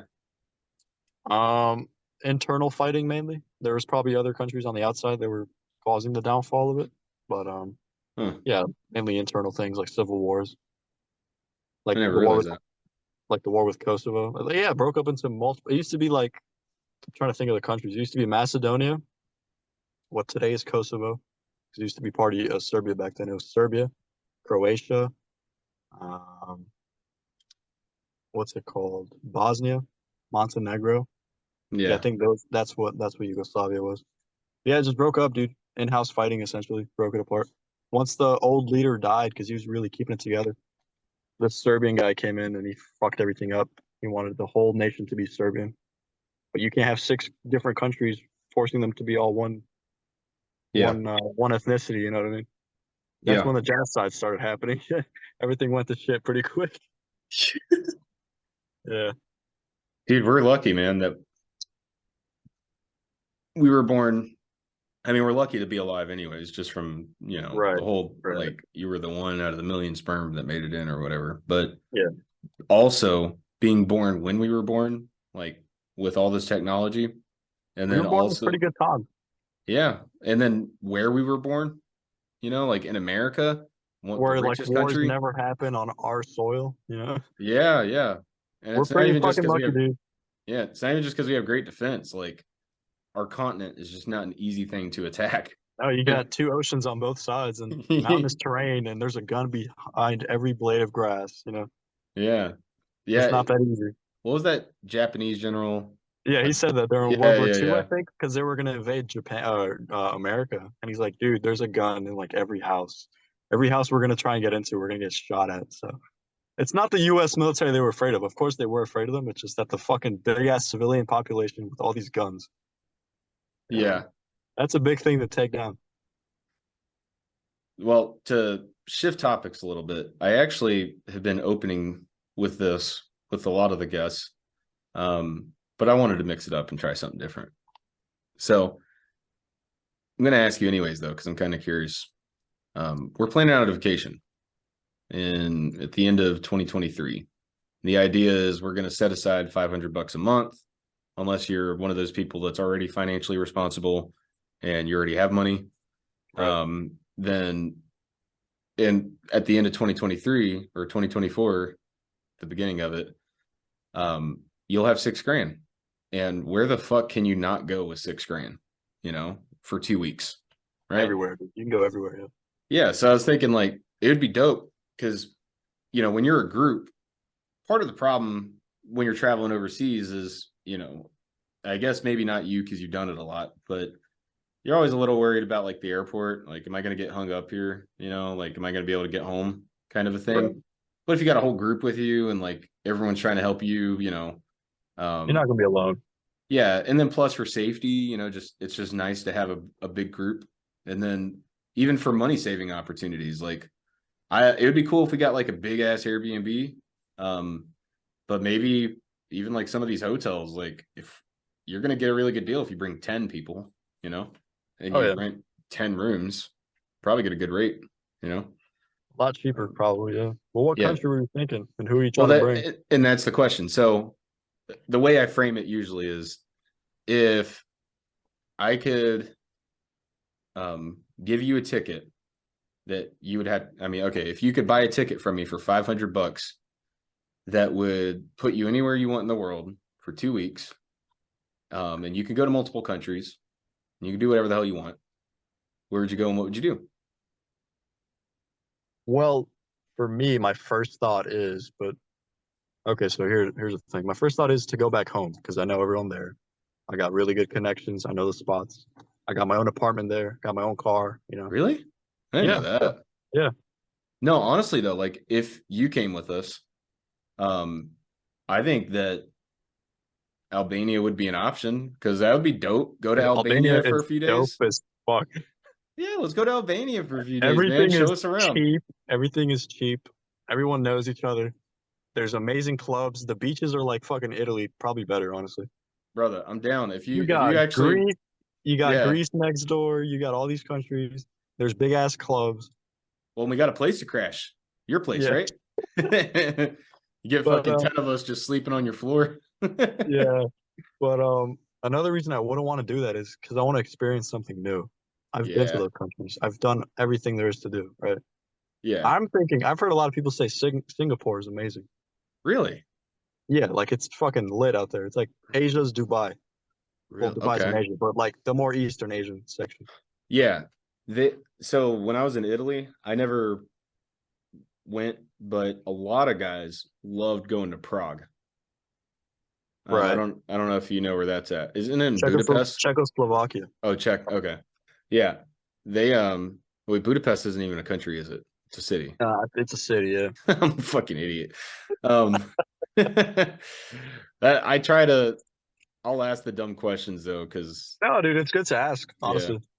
Well, because There's no dumb question. That doesn't exist. well, like Jordan Peterson says, if you ask the dumb question, you only have to ask it once, and then you know. Right, right. Yeah. So it's like now I know. It's about But anyways, a ego, lot though. of guys go to Prague. They loved it. I loved Amsterdam because I like Oh, mushrooms. I want to go to Amsterdam, bro. Me and Jack are like, I think that's the one country me and him are both pushing. Is like that's the one spot we want to go. Who's the Because group though? Who's in on it? well, I think Jack's the only one that like is 100% like fuck yeah, let's do it. Yeah. He'll bring his girl. It'll be nice, and we'll go out and have a blast. But I think he just wants to try that Amsterdam weed. And dude, I think it'd be cool to just like for all of us to go to a fucking like one of those coffee shops and just sit down and just fucking get high as shit and talk about fucking like talk like this, but just okay, sorry. You're in the Air That Force, would you be can't get high. But yeah. It's fine though. I'll be now around I'm to not saying you should or should not do certain things, but I will say that they don't test for shrimps. Oh,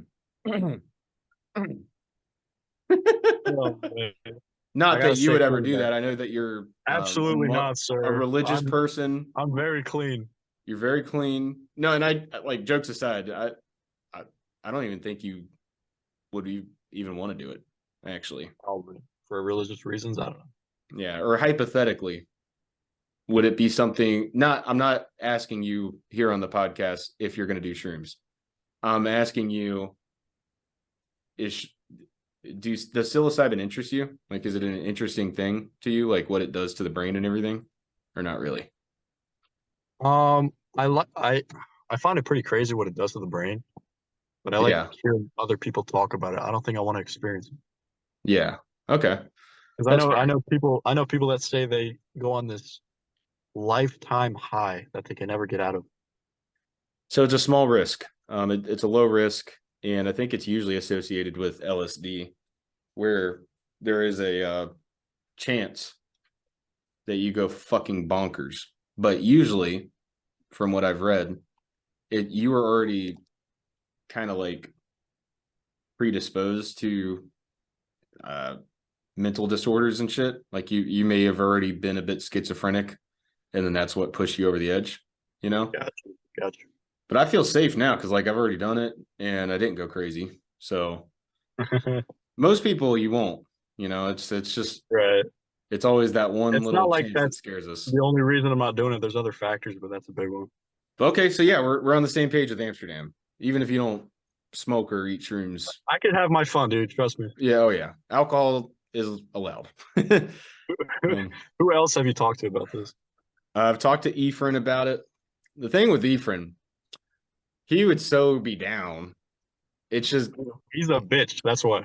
yeah, can we get him fucking motivated enough to have like Dude, he's stuck a on his couch all day. a fucking half of a piss ant's worth of discipline to just set aside some kind of money. Just, I mean, he does save money.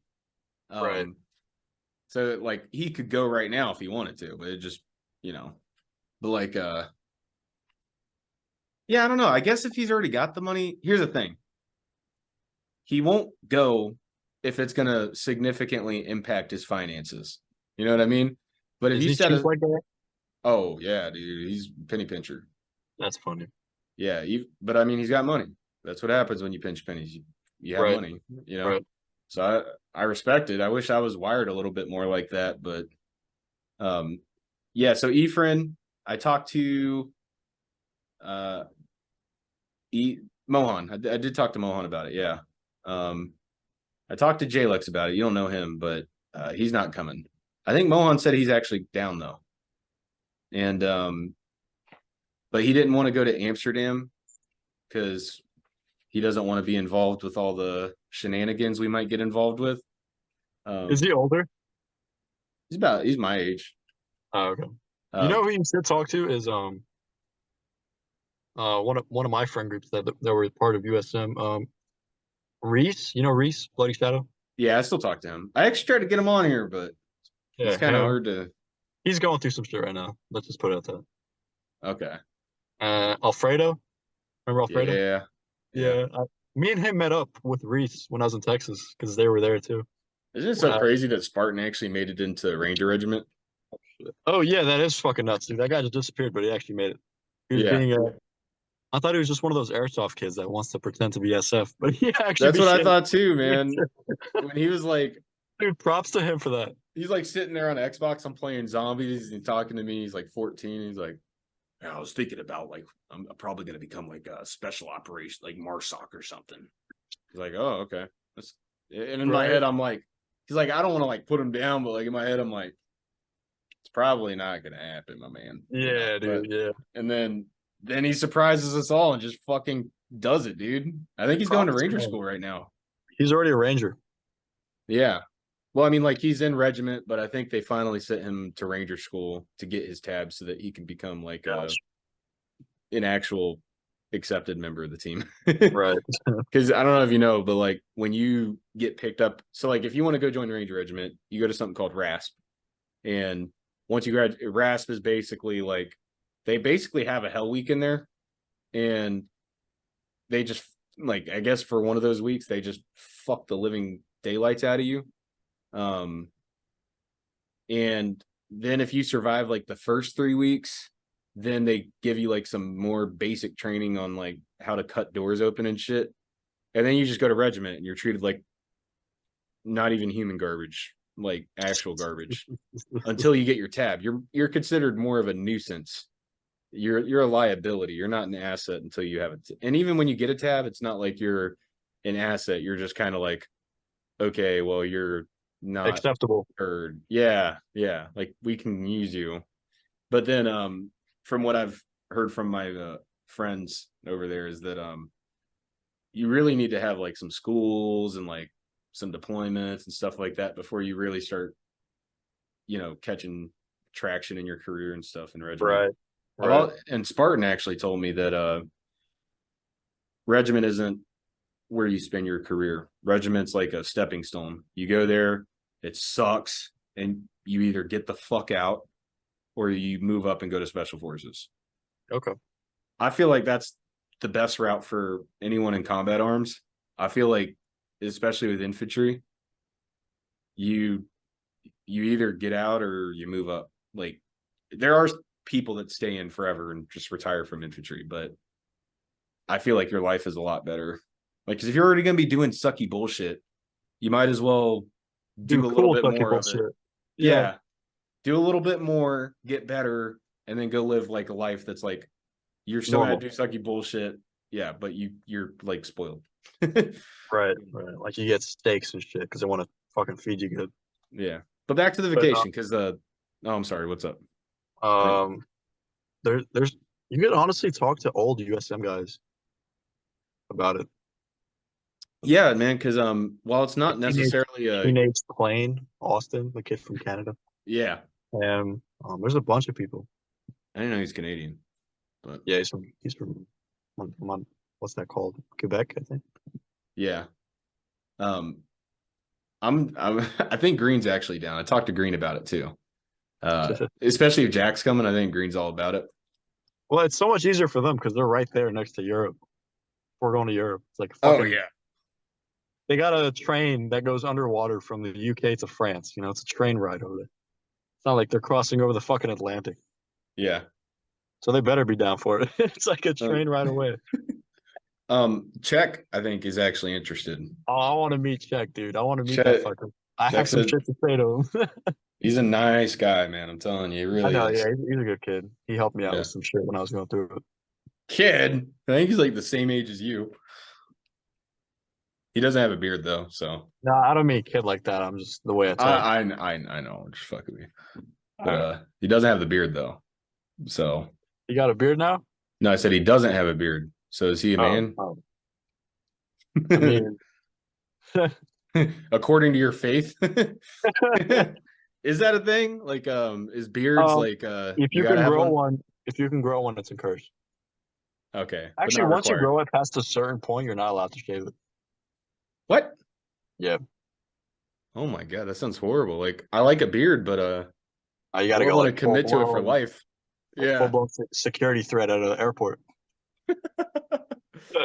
Now, what about because like I went through airborne school. There was a Muslim dude there that like he wore the garb. Um, Right.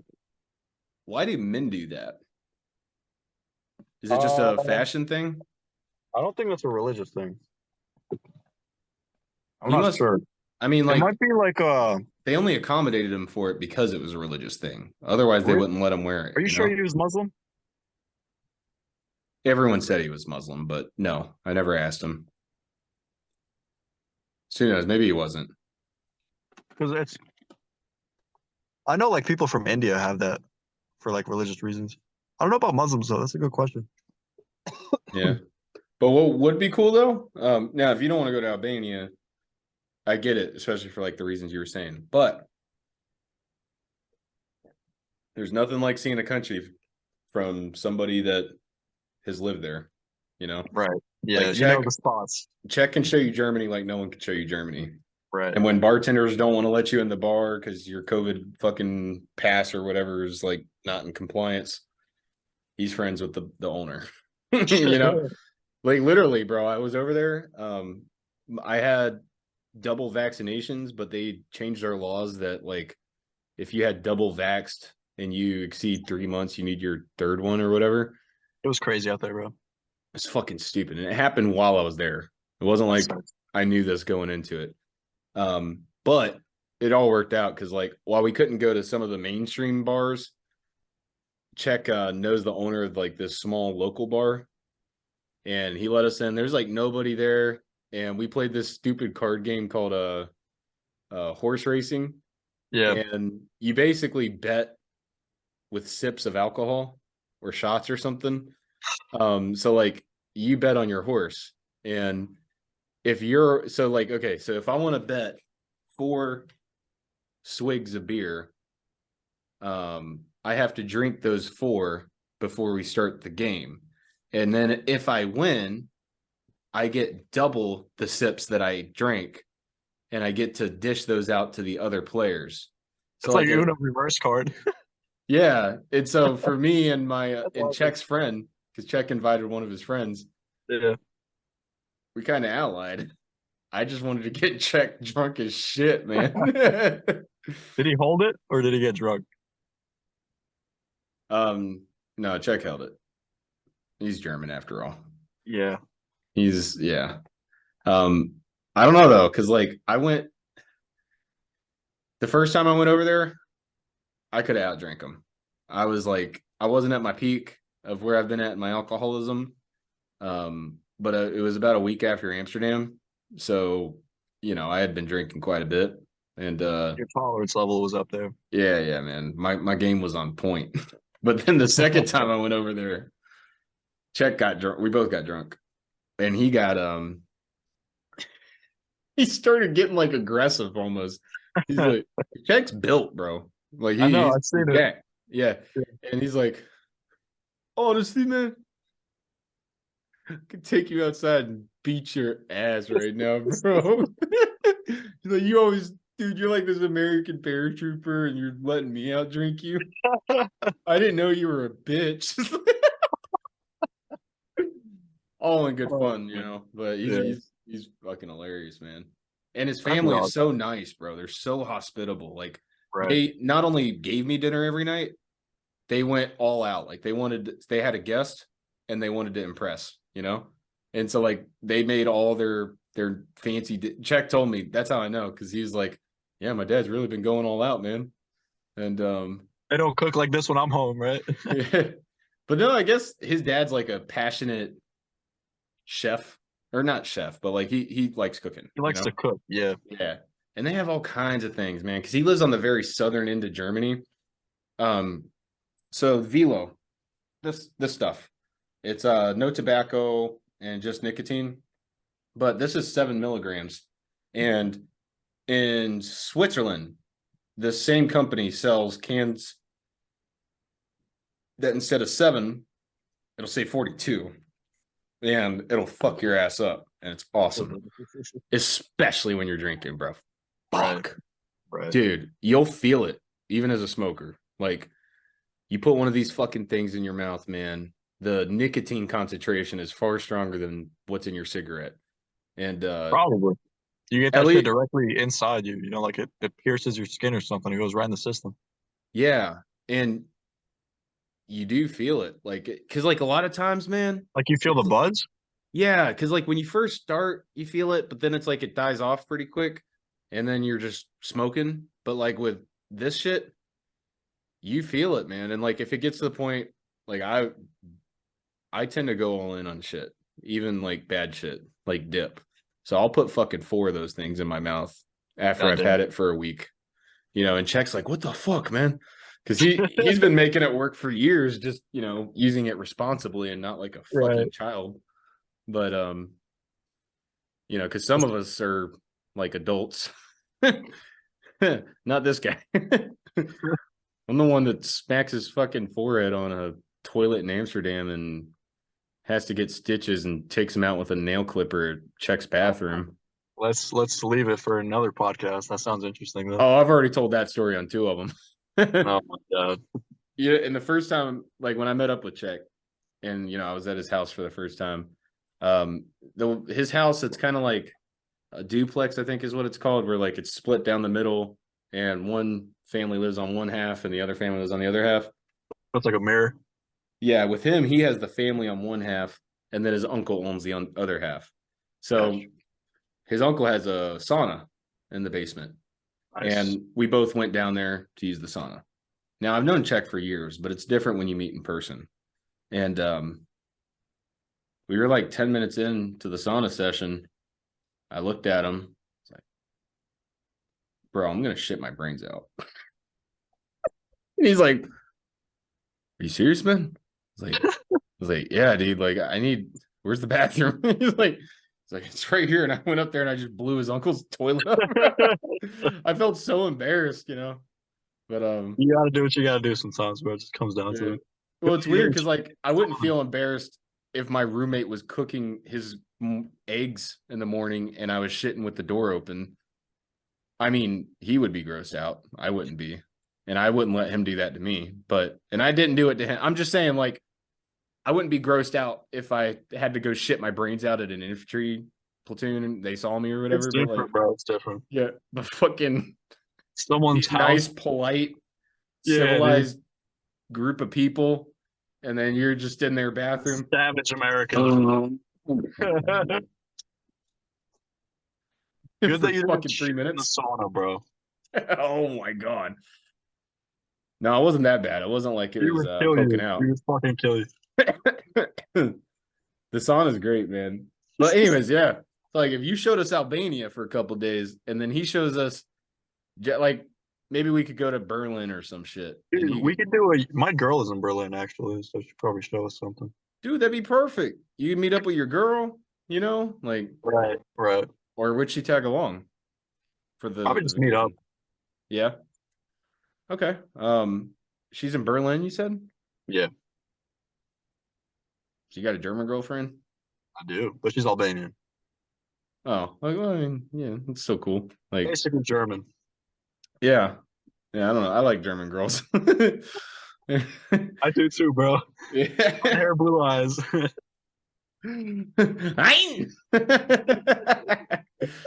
That is one thing. I mean, you've been in other countries, but like over there, you can say the N-word and it's basically the equivalent to calling someone a motherfucker.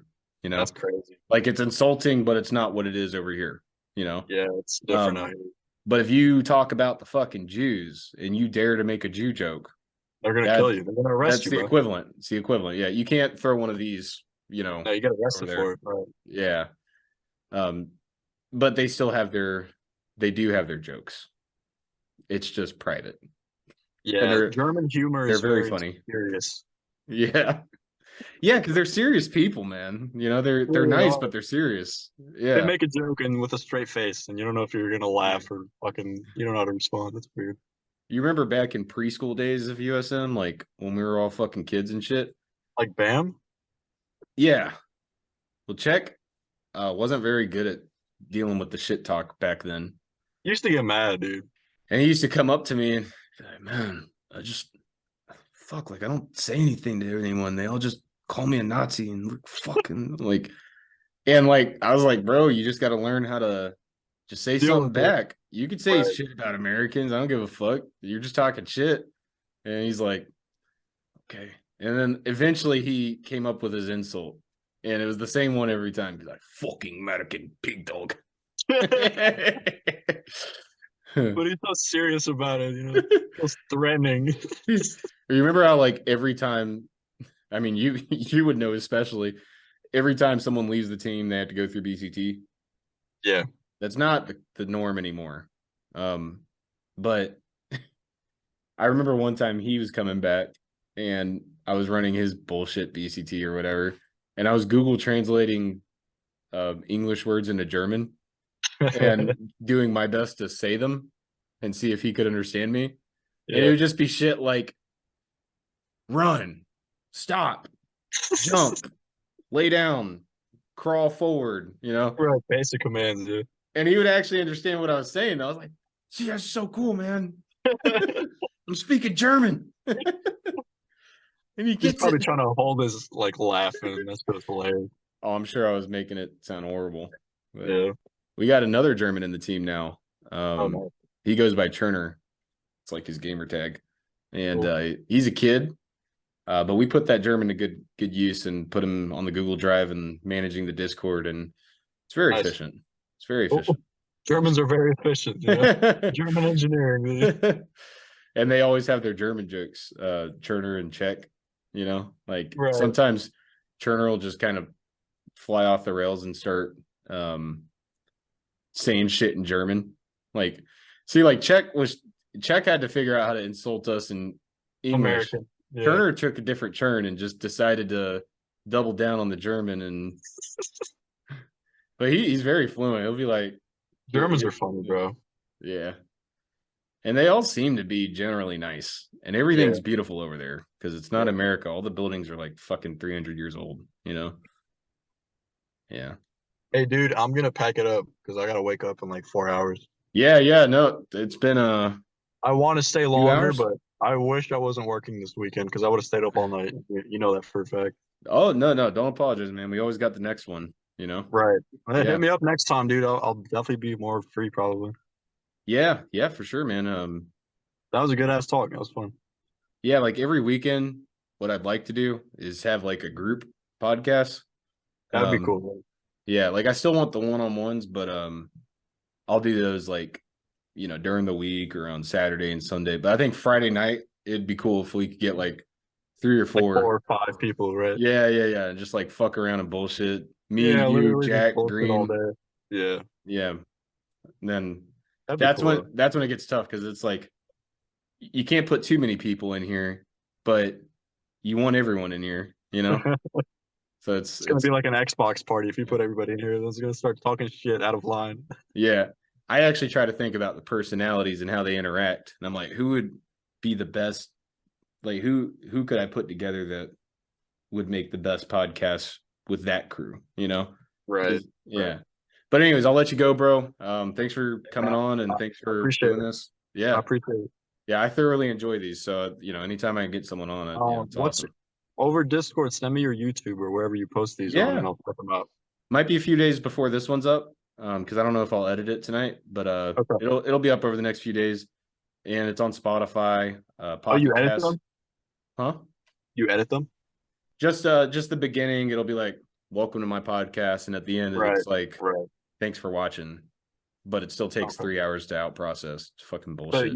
you keep like everything we've said. You don't cut it out. No, no, no. I unless it's something like we both agree, like, hey, let's go take a piss, you know? Yeah. Yeah. Of course. Yeah. Yeah. Or if someone asked me to, because like I don't ever want anyone to feel my biggest thing is I want you to feel comfortable and I don't want you to ever regret coming on, you know? Of course. So yeah, like I'll edit it, take it down, or some shit like that. If anyone ever had, like, hey man, I'm sorry, but like I don't want that on the internet. It's already been out there. There's a chance that someone like fucking recorded it, but I'll take it off my channel. Exactly. Yeah. Anyways, bro, I'll let you go. You need go get whatever sleep you can get, and after I get I'll try, home, dude. once this caffeine and nicotine wears off, I'll fucking pass out too. It So was good seeing you though. It's been a while. good seeing you, man. Great conversation. Have a good Right. one, and You too, man. hook up with us for that fucking vacation, bro. I got you. And do you got Snap? Yeah. I'll send you all my shit over tomorrow morning when I wake up. Yeah. Send me that. We got a group chat for the Okay. podcast. But All right, man. pieces. Have a good night. You too, brother. Have a good one.